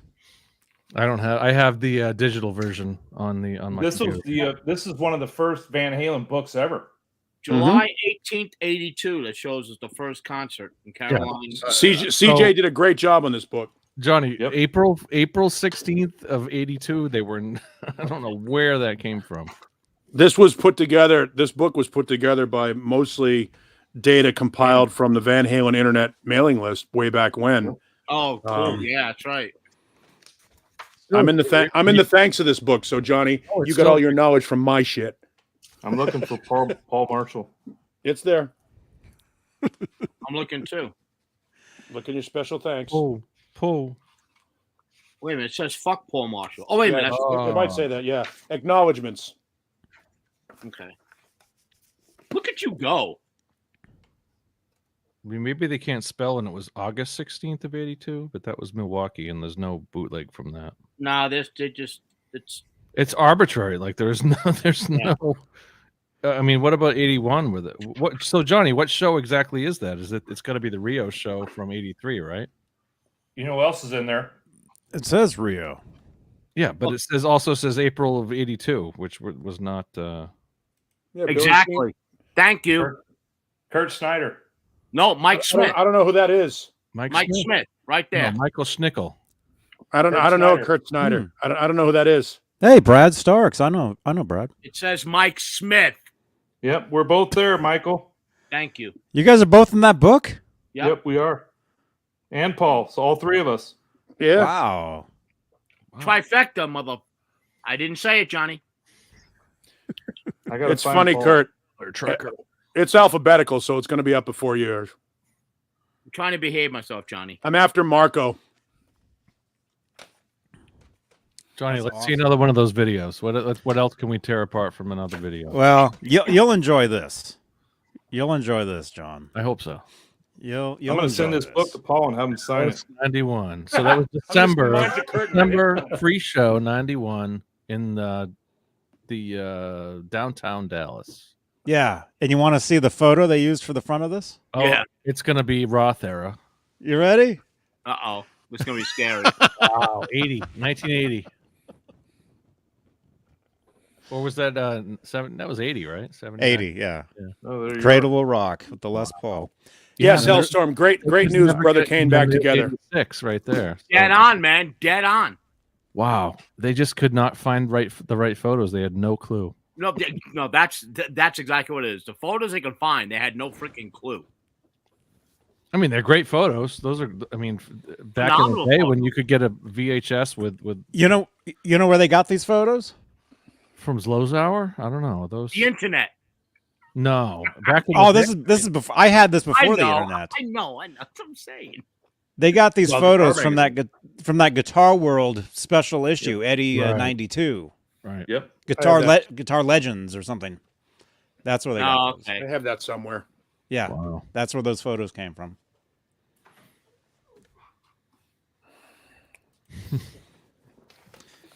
So look at that. Wow. Kurt and I are old school. Yep. Yeah, man. Were you I got on, mine Kurt? from Were the- you on it? Were you on back when it was at Cornell?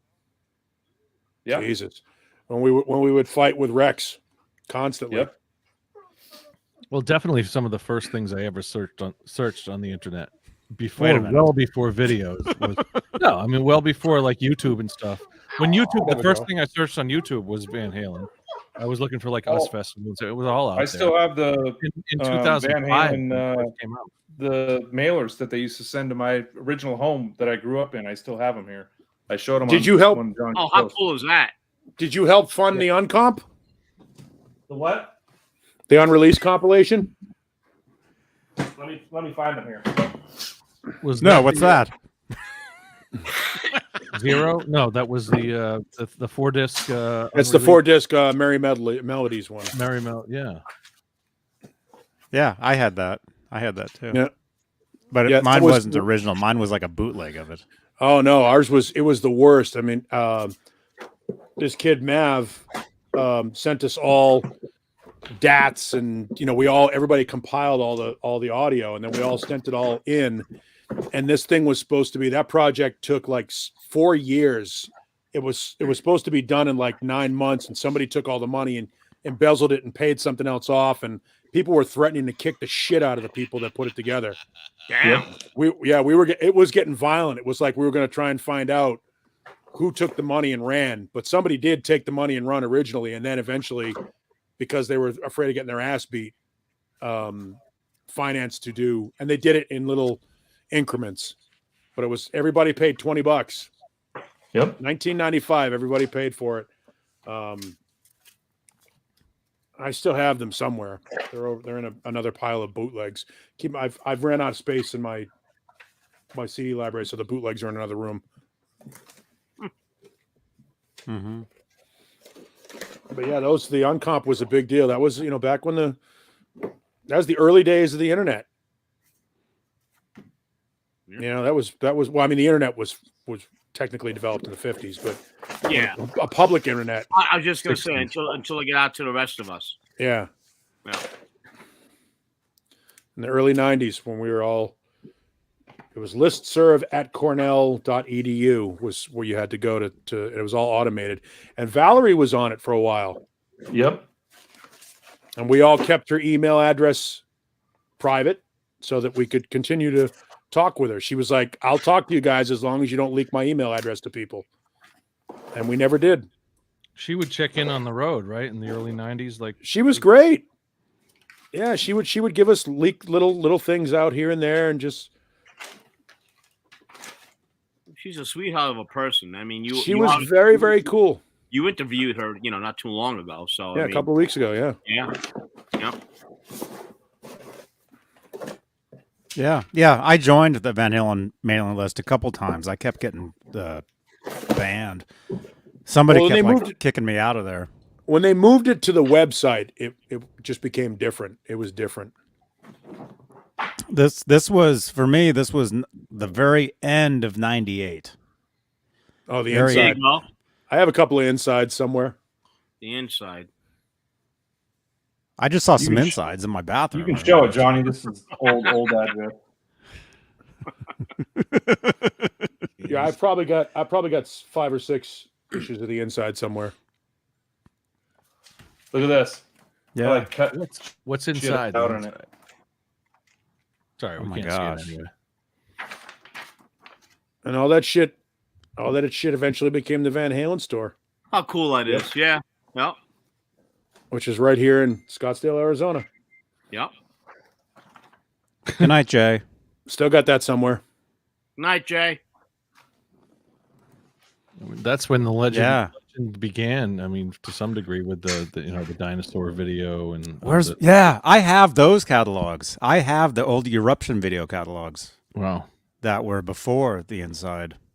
Because him and I, the guy that runs that stuff, we used to talk on the phone because he lived one town over from me at the time. Do you remember when you were talking about the video collection that you had with the 79 videos and stuff? Do you remember what it was through the mail that it was in the back of one of those circus magazines or something that I found all those bootleg video stuff. I got the US Festival was the first one that I got, and then I also got, it was called Rarities, Interviews, and Yeah. There was a few different ones like that. These Egos and Icons was a big one. Yep. Yeah. These things I probably got at the KUSF, which is the local AM college station in San Francisco. Yeah. They would do the KUSF Rock and Swap, and they would do these record shows. And so I would buy a bunch of these from those. But the original videos that I got that had all those original videos on it that we were talking about earlier, John, those I got at a store in New York City when I was there. The ones I got didn't even have graphics. Yeah. They were just like a rope label, like a Zenith video or whatever it was. It was but it was man, it was like you were talking about it last night. The first time I had seen Pretty Woman or the 79 videos. I think I had seen the Unchained and the 81 videos. Yeah. But, I remember when Lisa Robinson would do the Eddie Van Halen interview with Valerie Bertinelli at the Hard Rock, and it was on Radio 1990, and there'd be like one clip a night, and she would wait until like the last break in the 9 o'clock hour to do it, and she'd be like, coming up, my exclusive conversation with Eddie Van Halen. And you'd watch the whole fucking show until you got to the end of it, and she played 20-second clip. Join me tomorrow for the rest of my interview. That's that was Robinson, 81, right? 81, 82 when she did those. Yeah, Lisa Robinson. Yep. There it is. Yeah. Van Halen likes a tasteless reputation. I remember, what do you got there, Captain? The audio for those is on YouTube. Mm-hmm. I used to have vinyl. There was vinyl you could get of a lot of radio shows, because they would send the stations off vinyl and off the records, and there was in the studio and all that. The studio with Redbeard, and there was this Lisa Robinson one where she's talking to Eddie in '84, and that's when he's playing backstage for her, and that's when he plays Crossroads and all that stuff. So that's the latest. This just came today. Oh wow! One page. Let me find it, Johnny. One page. What? Wait a minute. Yeah. Hold on. So that's the cover, and they give you one freaking page. Wow, it says 25. What? Hey, Andy Summers. Those are my two guys right there, dude. Andy and Eddie. And I own both those guitars. Yeah, but look, really? He's on the. That's just a joke. That's a little sad. Yeah. Clickbait.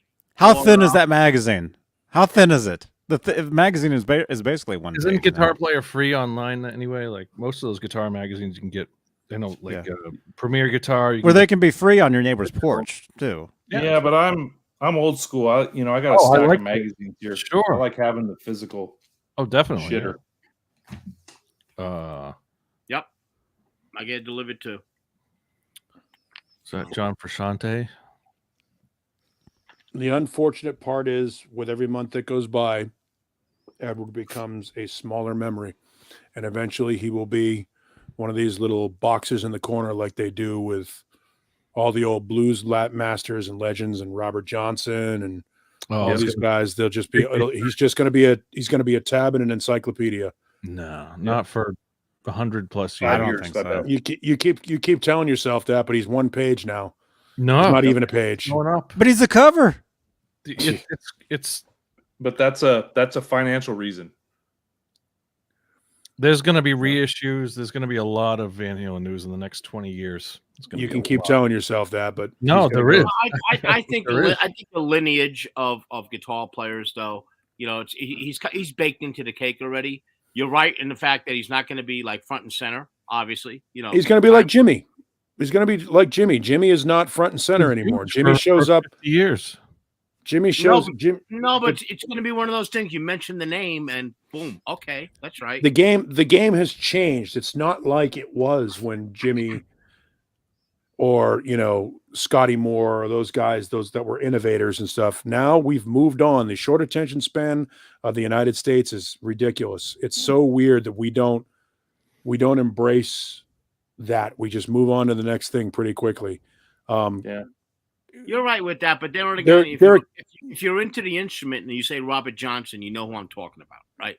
Yeah, but if you're into the instrument, is exactly what you're saying. That portion of people is becoming smaller and smaller and smaller. Just looking at the way Wolfgang has to deal with trolls. Even Wolfgang is like, look, you're stuck in 1982. I'm not. Yeah, and I'll go on the record to say that there's probably not going to be any new Van Halen that we haven't heard coming out. No, there won't be nothing that we haven't heard, but I'm looking forward to the Blu-ray of Live Without a Net. I'm looking forward to the reissues of the Sammy era. I'm looking forward to some of the Noel Monk has. I mean, Kurt, you don't think that Wolfie's going to release anything at all? I don't think so. I think he's busy. I do agree with that, Kurt. Eddie said himself, he's the only one that knows what's on these tapes and what era it is. And Wolf is definitely focused, and that's good. It's a good thing. Yeah. He's focused and on his career, and that's how it should be. Well, I'll give you a great John. Eddie always says everything that's out there is approved by Eddie, right? I mean, he said if it wasn't, if you didn't put it out, it wasn't good enough to be put out. So. But there's reissues and stuff like that, which I'm looking. I can't wait to see the live. I mean, maybe it will never happen. Maybe those negatives are lost. There's a good chance that the Live Without a Net negatives are gone. The closest we're going to get to unreleased Van Halen material ever coming out was A Different Kind of Truth. That's it. They're done. They're done. They're done. I don't need the unreleased stuff. And now it obviously was approved by Eddie, so that's why it's out there. I want to see the Noel Monk archive. One, I think we'll get some live footage that we haven't seen. That's what Number two, my brother knows he has a good friend that worked for MTV. When they switched from music videos to the garbage they do now, the reality TV, they threw stuff in the dumpster, tapes and footage and footage in the dumpster because they couldn't afford to keep it on stock, and it's gone. That's what happened to the negatives of Live Without a Net. A lot of that shit could have burned up in the Warner Brothers fire. Yep, there's a good chance that stuff's gone. But that's disheartening. But I mean, reality, right? Damn. Right. I mean, Pink Floyd is re-releasing Pulse, which was something that they released in the early 90s on video. It wasn't a high quality film. They regret that they did that on video, and for years you had a low quality video of Pulse, but they're re-releasing it in quote unquote high definition. It's still only a standard definition video, but they've enhanced it. They've remixed the audio, and I'd still like to see, even if that's what they have for Live Without a Net, or an actual cut of Right Here Right Now that's not studio enhanced. It'd be great if anybody cared. If it exists. Keith Campbell has a question. Hey, I have a question. There are supposedly unreleased songs. Well, there you go. Left 4 Dead came out. Left 4 Dead came out on the Tribe of Judah record.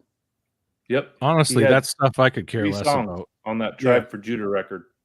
Tribe of Judah record. It's called the album's called Exit Elvis. Yep.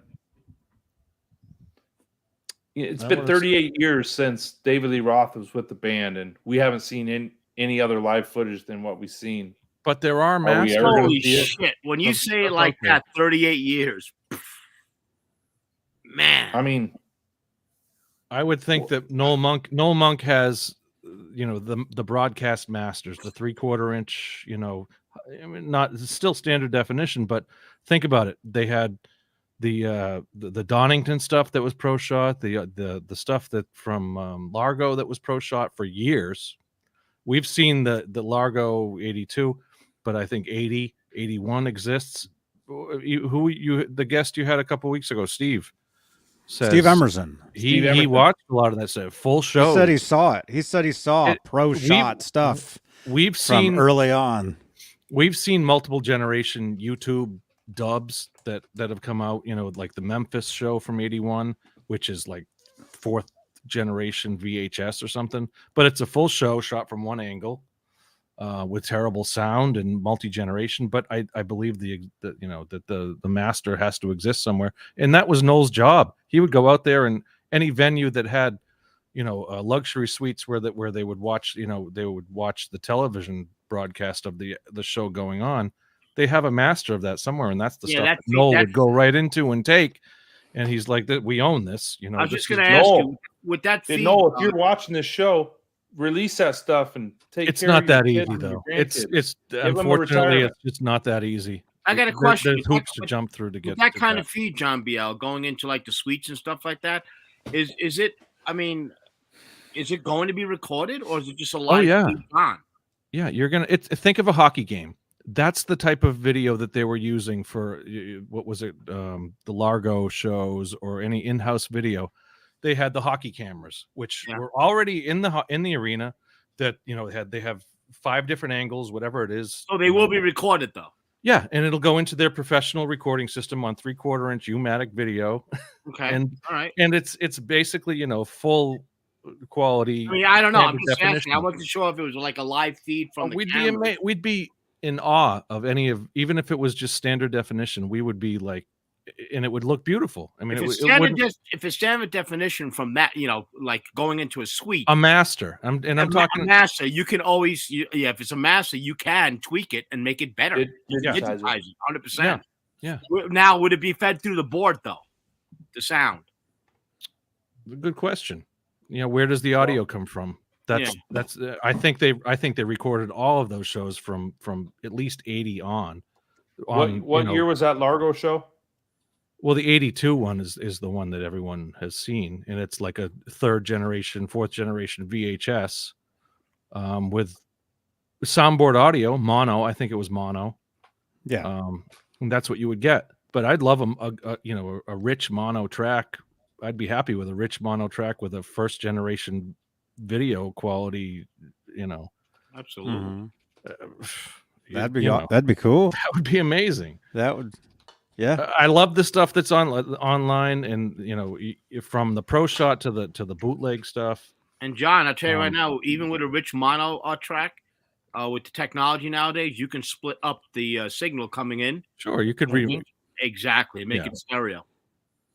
Yeah, I mean, it would be certainly very enjoyable, And it says audio recording exists for the Largo and film of the show, so it's both there. I have the DVD of the Largo show. I mean, but it's a DVD of a VHS, 3rd, 4th generation dub. Yeah, and in the South American stuff, the Johnny that you were showing earlier, that there's, I think they played at least 15, 16 South American shows in '83 that were all pro shot and recorded, and that's the stuff that Noel probably threw right into his archive. I think he had a deal with all those South American TV stations or whatever it was. They were broadcast out there, and people have the bootlegs of it. There's the record albums that the bootleg companies put out. There's all that stuff. So there's gonna be stuff out there. There's definitely stuff out there that people are sitting on. Yeah, like 14 shows in South America. Like somebody that actually worked for somewhere, like they have the stuff. The I mean, they're sitting there and they're like Somebody's 90 years old now, and they have no clue that people are looking for this stuff, and they just have it sitting somewhere in a box. Here's the thing, though, guys, respectfully, people aren't looking for it. They're just not. Oh, I If there were- know. If there were enough people looking for it, it would be out. Like, that's the thing. We're looking for it. We love it, but the masses aren't. the masses don't give a shit. That's sort of the thing. If there were a reason for them to put that out, or if there was an estate that was interested in putting it out, like, look, the Hendrix family didn't give a shit about Jimmy when he was alive, but he's the cash cow now because he's gone. That's the only reason that stuff came out, is because there was opportunity. The Van Halens don't need the opportunity. They've got the guitar company. They've got all the royalties and residuals that come in from airplay and past record sales. They're remastering and re-releasing the first 6 albums again. That's all they have to do. They don't have to put any effort into any archival production or editing or any of that stuff. It doesn't matter. I love it. I want it to come out, but you're absolutely. I see it's your going to point be on of the underground. It's going to be on the underground. We're all going to be doing the same thing. Yeah, I see your Let point me of give view, you and that's what I'm afraid of. realization here. I got a 22-year-old daughter. She's huge into music. She's probably seen 20, 30 concerts in her lifetime. She has 0 CDs, 0 DVDs, 0 Blu-rays. Physical media. There you go. Yeah, They don't care. Everything's digital. Yeah. Yeah. Oh, I don't care. I'll do the download anytime. Most of it's probably not even on her phone or whatever she uses because it's in the cloud. Yep. Music is no longer the epicenter of the life group. They're all busy doing TikTok and any other things that they can do to get likes and social media attention, all that stuff. It's all video. Music is no longer even like, here today, gone later today. Anybody know what Carly Rae Jepsen is doing these days? She had one of the biggest hits 3 years ago. It was one of the biggest hits in the fucking world. She's gone. Nobody cares. Ariana Grande is past news. All of these pop stars that are selling millions of records. The only one that's been able to endure is Taylor Swift. Who cares about Christina Aguilera today? Does anyone? Nope. Attention span. Because that's it. And Van Halen, we really don't have much of it as far as the country goes. Van Halen was over even when Adcot came out. Most people didn't give a shit. I think you're absolutely right. But 95, look at 96, Get Back. they Look were at the over. Beatles. Get Back, or Led Zeppelin DVD that came out. Van 15 years Halen ago. was never Led Zeppelin or the Beatles. You're right. You got to accept that. Not yet. Never. But in hindsight, 20 years ago it was Led Zeppelin. In hindsight, 10 years from now it could be Van Halen. They could be that pinnacle. No, the game has changed. The game has changed, and technology has moved on. If you want to say Van Halen as a band, never. I mean, that's one way of looking at it. But if you want to say Van Halen as a guitar player, the way he shaped the industry, that's a different argument, I think. Name 2 guitar players under the age of 60 influenced by Eddie Van Halen.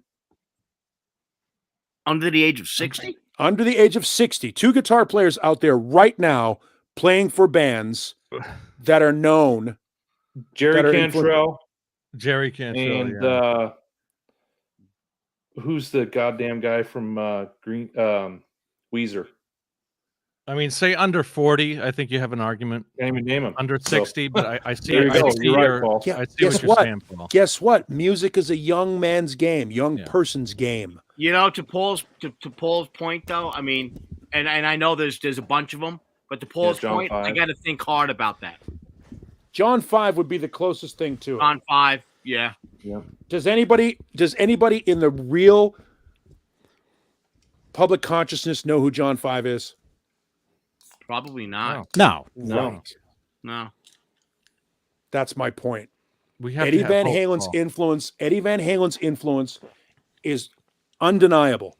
Guitar geeks. But today, nobody cares. It sucks.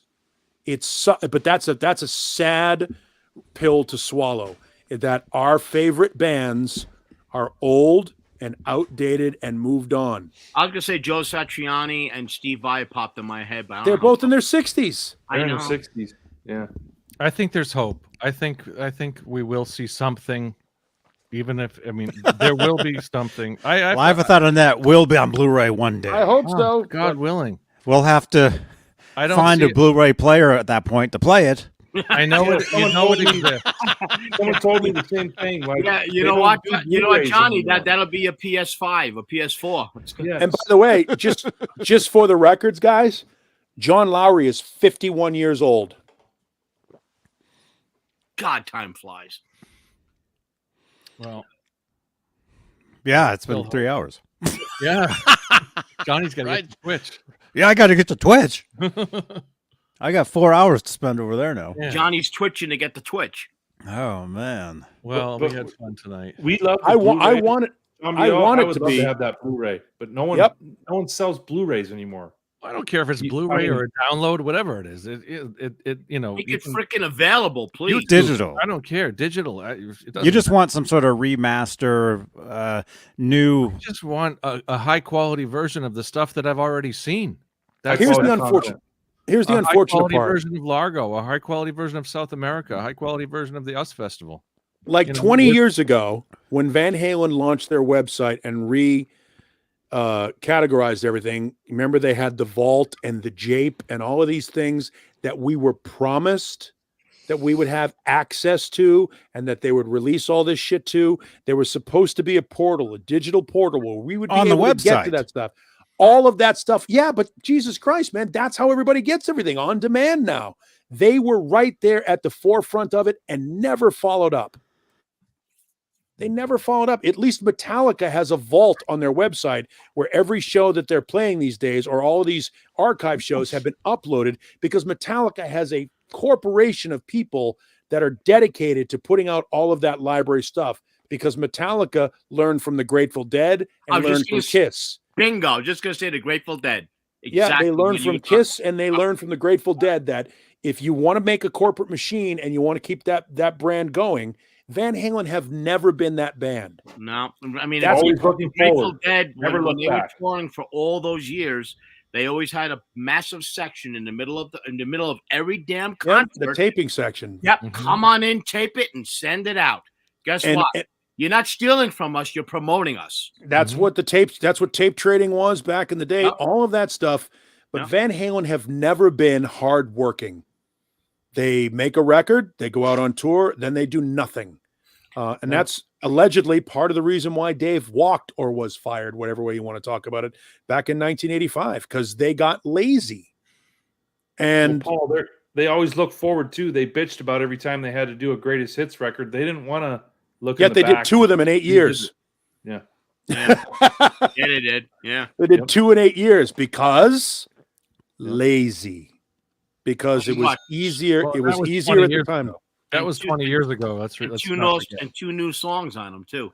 Yeah, that was 20 years ago. Half the band is no longer with them. And then half of the band that's still around is dead. And the one guy that can keep that legacy going doesn't give a shit. Alex has gone into hiding and he's done. Yeah, well. He's done. Alex is pushing fucking 65, 70 years old. Do you think he really wants to spend his time in that library digging through those tapes? That's the unfortunate thing. I don't think Alex and Wolf is focused on his career. Right. I don't think Alex and Wolf are going to have a big, they might sign off on something, but Sammy is actively trying to get this to happen. Michael's along with Sammy. Yeah. Noel Monk is in talks with people. So Warner Brothers wants a piece of it. Michael has no rights. Wolf holds the keys. That's it. And Wolf will sign off. I believe Wolf will sign off on some of this stuff, and Al will sign off on some of this stuff, and other people will make it happen.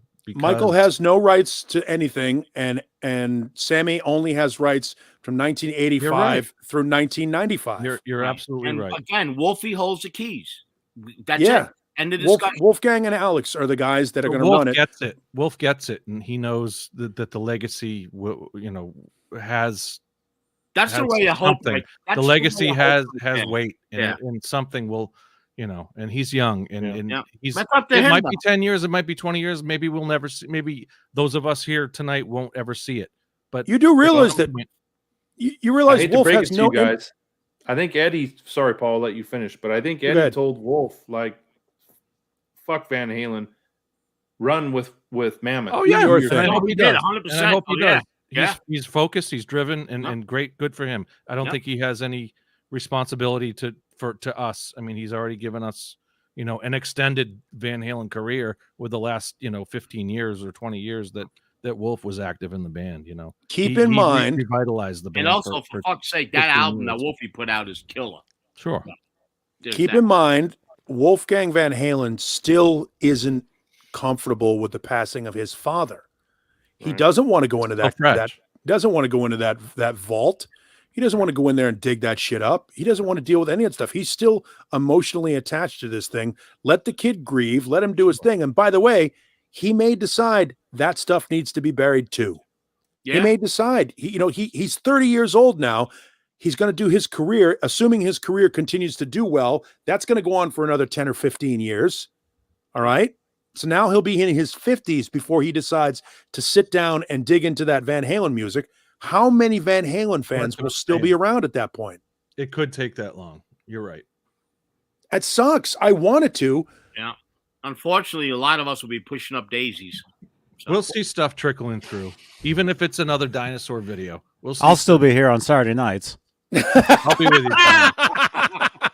Well, Johnny, what do you You'll just be turning 40, right? You forgetting? You're 29, Yeah. right? What do you say? How old Yeah. Let's not forget about the people who put out the dinosaur video that are sitting on the regular Joes that are sitting on those rare broadcast videos or whatever it might be that they taped years ago in 1982. What's crazy is Wolfgang's that how we old? still Paul? haven't seen, even if it's that little MTV. He's stuff. 31. He's 31 next week. Ed's last album, if you want to call Van Halen 3, not necessarily, different kind of truth. He was 43 when he did Van Halen 3. Sounds about right. Yeah, and we don't know, we don't know what the deal is with Wolf, what he wants to do. The kid doesn't need the money, clearly. He's doing this because he loves music. Yeah. I mean, if there's ever been an example of somebody that doesn't need to work for a living, it's Wolfgang Van Halen. Right. I mean, I have to assume he's got some sort of an executive position in the EVH guitar company. He does. Yeah. So no doubt.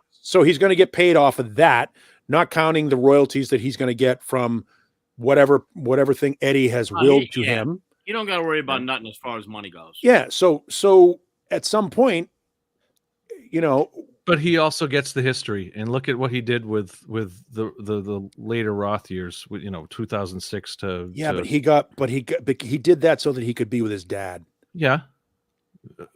He gets it. I still think, I don't know, whatever. Yeah, we could argue this. I kind of agree with John. He does get it because touring with him when he was a teenager, for God's sake. 16, 08, right? I mean, 06. I saw 6. Okay. Was it 06? 07. 08, whatever. 07 was the he first was in tour high that he school. played with him. He was in high school. And then then in 12 and 15. So I mean, he gets the aspect of Van Halen. He knows what it's about, obviously being his kid. But I mean, I'm talking about exploring, on the road, right? He doesn't have time. The last interview that he put out last week said he can't wait to make a second record. He's got his own life to lead. You're right. I get it, Paul. You're But absolutely right. I'm talking about down the road. And unfortunately, like you said, we probably, a lot of us may not be around, but He might want to dig into that archive himself and say, "Look, what did my dad do? In what was a show in 1981 like with my dad?" Might, when he's off the road and he's got a year off and he's tired of touring for a couple of years and he's just like, let's look into that archive. I don't know. Or he'll spend some time with that beautiful girlfriend of his, maybe build a life of his own. And he will. Right. I mean, listen, He didn't have any kids yet. Whatever Trunk, he nuggets. said, after this tour, I'm going to get back in the studio. So we're looking at November, December, January time. He's going to release another album. We know he's going to go on tour. Yeah. It could be 2 years before he's even has time to breathe. And he may end up doing stuff still with Tremonti and all of the other friends that he has. I suspect that at some point there'll be a Dave Grohl, Wolfgang Van Halen collaboration because they're buddies and he looks up to Dave Grohl so much, and Dave Grohl can't stop working. Dave Grohl's a fan who's going to want to see that stuff too. That's what I was going to say, John. Maybe. Yeah, and Wolfgang is just as much of a fan of Van Halen as we are. That's what Oh yeah. I don't know if he's as much of a fan as we are. I think he lived it. He lived it, but I think he has, because it's like we take for granted the things that we're close to. I think that he was there and he lived it. I don't think he can comprehend it, not because he's not intelligent, but he's too close to it to understand the connection that you as a fan have.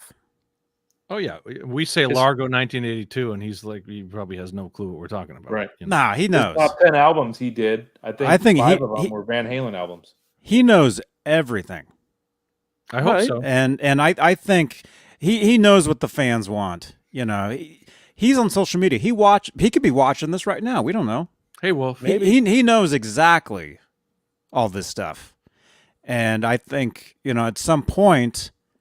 I think he will make it happen. The stuff that we want. There's the number, Wolf. Except we have to shut up and let him do it on his fucking terms. Because the more we bitch about it, sure, and the more we tweet him, the less likely he is to do it. Let him fucking do his thing. I'm not bitching about it at all. I'm just saying, what I would love to see. I mean, I love that he's going ahead and just ripping through life right now. Sure. As himself. He should be. He's doing exactly what he should be doing. Yeah, exactly. Focus on that. The problem is you got trolls who are tagging him and fucking. I saw somebody tweeted him last night. You need a front man. Jesus, man, leave him alone. Leave the fucking kid alone. Let him do his own thing. It's not Van Halen. It's not. He's cursed. We talked about this fucking 3 years ago before the record came out.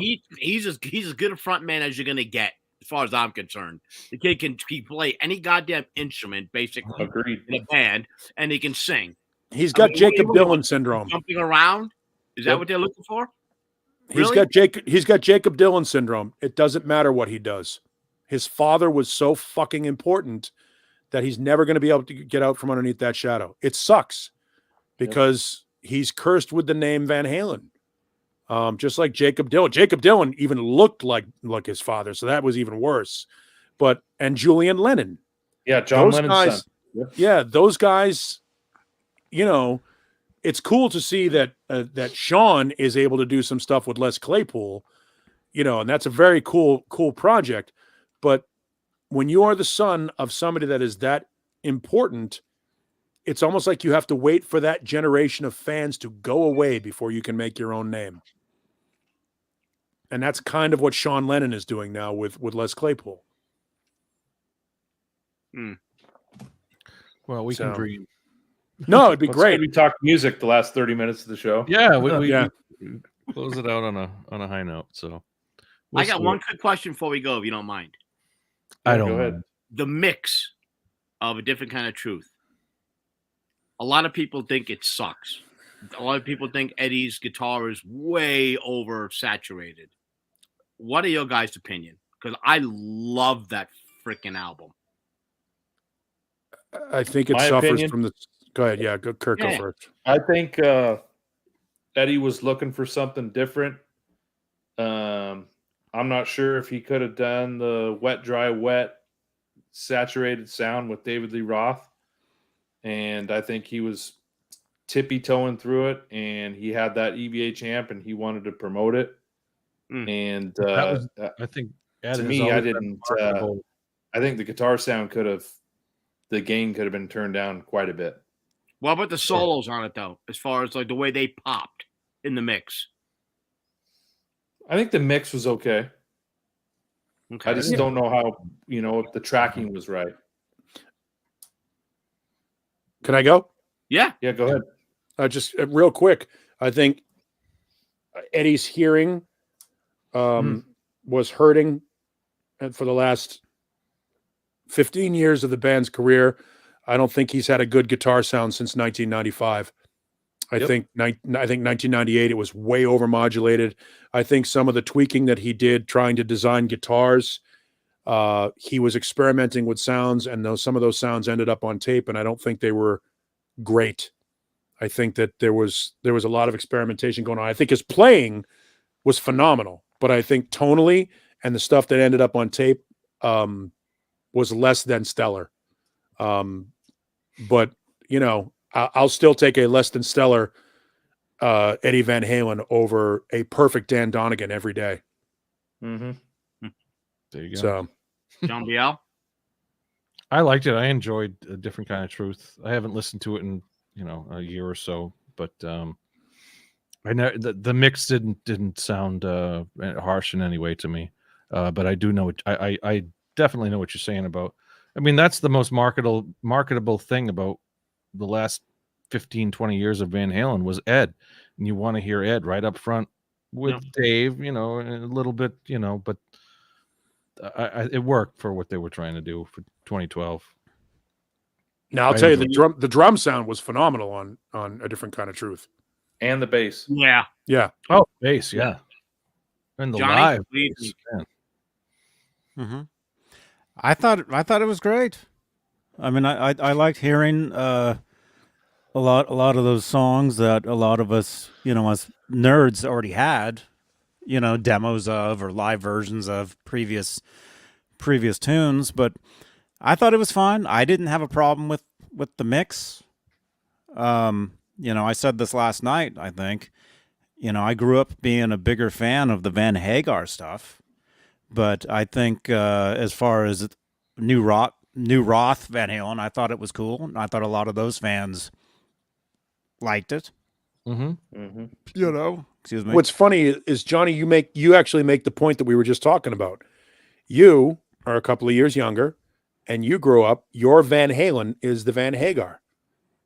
The majority of stuff that we're talking about releasing is pre-Van Hagar. Well, no one's arguing that there's a big difference between the Van Halen, the Roth years to the Hagar years, is with respect to Eddie's tone. But at no time during that conversation we had over the past 40 minutes did anybody mention a Sammy Hagar era show. Nobody said they want the Rotterdam show or the Amsterdam show. I want Live Without a Net. That's it. That's the only thing. 86. I want right here, right now. 40 fucking years ago. I'd be interested to see how they would remaster A Different Kind of Truth if they ever decide to do it. You know what I mean? That's probably the last item on the list, I would think. No, I know, but I'm just saying that'd be interesting to see how they would. It's too new to remaster. Yeah. I mean, it's still brand new. Remaster what? A Different Kind of Truth? Brand new is 2012. I know it's still 10 years. It's 10 years. 10 years ago. That man, holy moly! I mean, that's still new, but at the same time, that is old with technology today. But again, talking about the guitar tone on A Different Kind of Truth, that's actually a perfect example. If you want to hear an EVH gear amplifier, listen to that album. Yeah, because that's what that is. But it does have the same issue that the last couple of Metallica albums does and everything else, and it's that whole digital throw everything to the ceiling and then compress the shit out of it. Yeah, and I think that hurts. Yeah, in that respect. Now KXM Rocks puts out a good album to talk about. OU812 too. OU812. You want to talk about an album that just sounds like? I mean, I can never get it loud enough. No, that needs to be remastered and remixed horribly. You talk about compression. That's compressed. It sounds like you're listening to it with a straw in your ear. Yeah, it was music. Can't get it loud enough. It was music specifically written for in-office listening. Diver Down was like that. Diver Down sounded like that. To me, I mean, I listened to not this, maybe the 2015 remaster or whatever this was. But the original, CD that I had of Diver Down, it was weak. 84. Yeah, but that OU812 got too much treble. OU812 is low and it's muddled. I mean, the mixing is just horrible. I think. Horrible. I mean, that's the stuff that even a reissue of some of that stuff, a remix, not a remaster, a remix of some of that stuff with.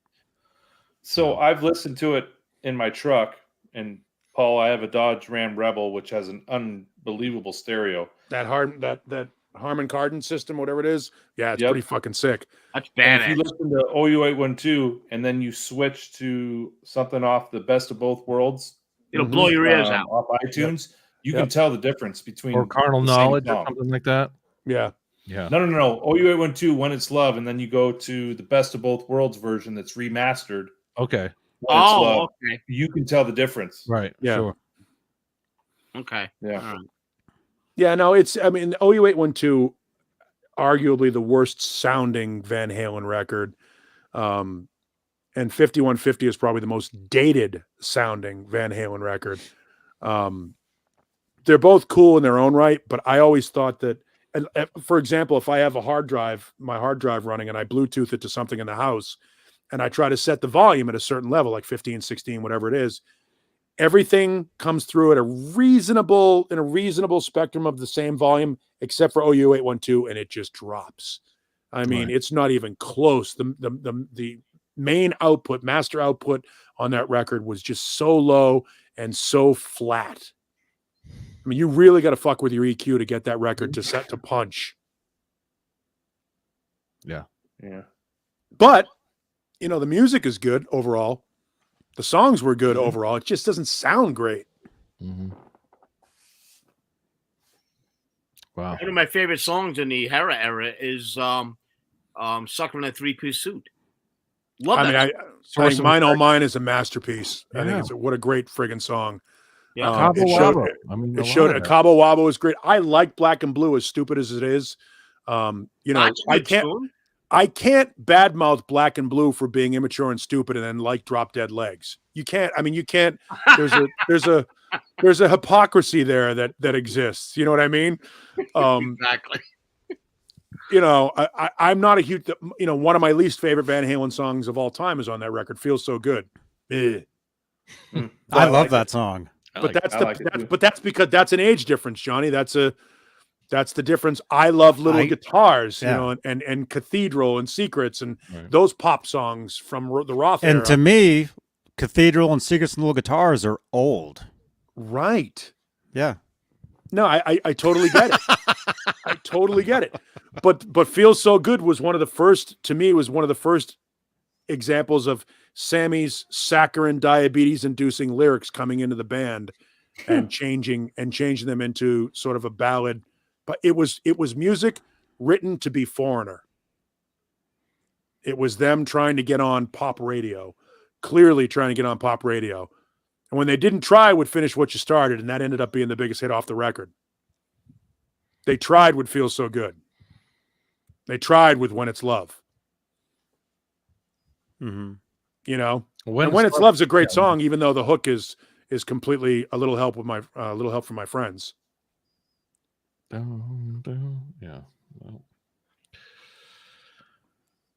Oy. I heard Little Help from My Friends. What hook? I missed that. In When It's Love. The hook from When It's Love is the melody line to the verse and A Little Help from My Friends. Okay. And that's why it works, because it's familiar enough for you to go, oh yeah, I like this. They were smart. When Van Halen stole, they were smart about how they stole. Sure. They were very smart about it. Appropriated. You never see. Oh yeah, whatever. It's all good. There are only 12 notes, remember? That is true. Oh, yeah. 12 notes and absolute glory when you think about it. 12 Great notes. Stuff. Just think about 12 notes is given to all of us. That's right. Johnny, how much time are we taking away from your Twitch right now? He is flipping out right now. I'm ready for bed. It's Twitch 30 here. I didn't get out of bed till 2 this afternoon, so Johnny's wide awake. He's still around, but 6 he'll hours. be Twitch until the sun comes up. Well, yeah. I told Laz I'd be on his show, and that's at like 9:30. So, coming up. I do have to get to bed. Don't forget to tune in. 9:30 a.m. your time. And you got a show tomorrow night, Johnny, too. You got the Sunday night string and tomorrow night. String change, yeah. And the good thing is, Laz's show will only be 30 minutes long. Yeah. And anybody that's still in here, we do have a new show on Twitch, Talking Van Halen, this Wednesday. Steve Rosen will be with us. Cool. And John Biel, you never saw this, dude. Uh-oh. You never saw that. John Biel, did you see this? No, I don't think I saw that. That's an exclusive from Steve Rosen from his new book. The Rude and the Star. Look at that. Right there, yeah. That's badass. Yeah, taken by Glenn LaFurman. Hey, Glenn. How cool is that, man?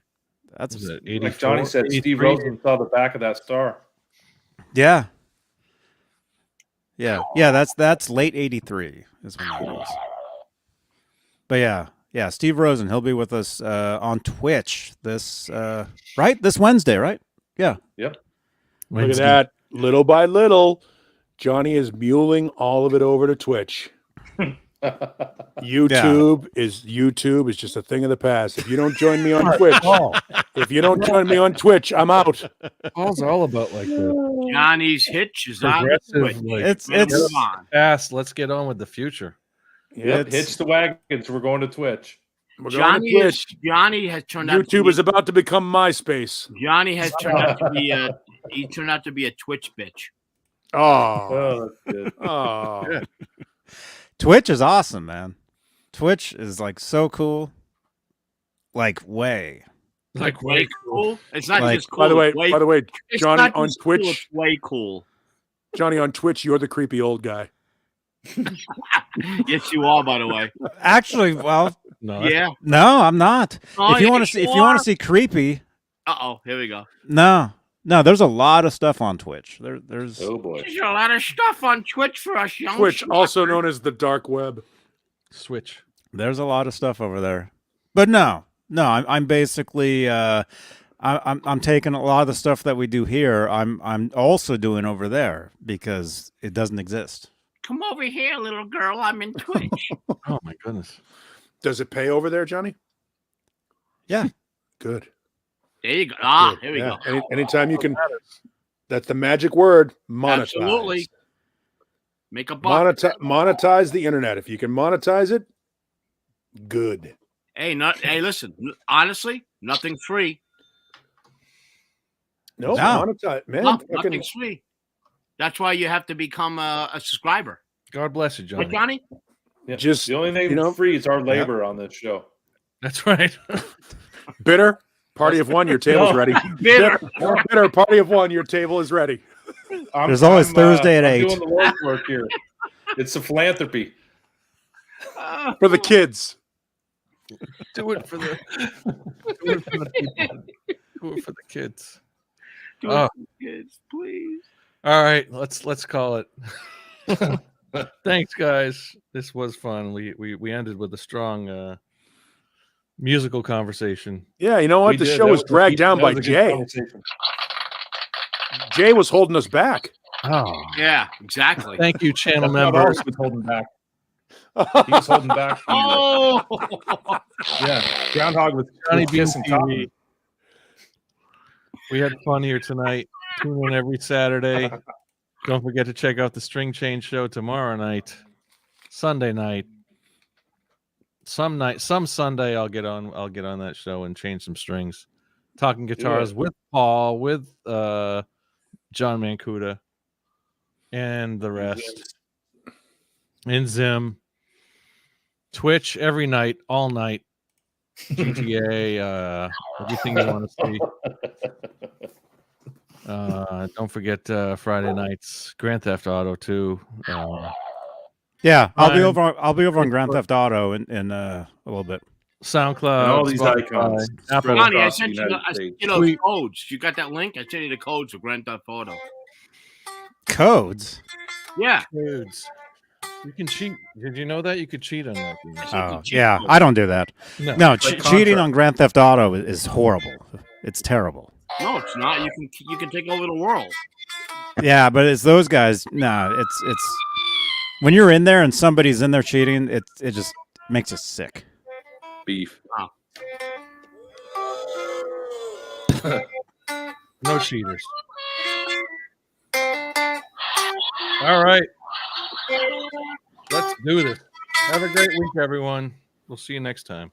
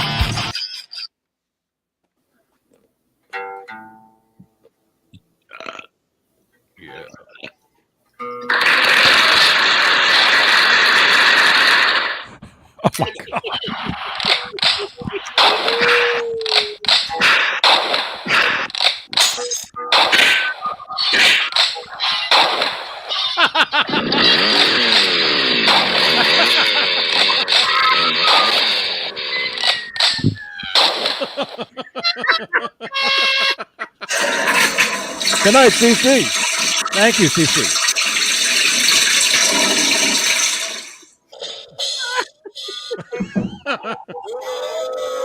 Want to do a raid? Nope.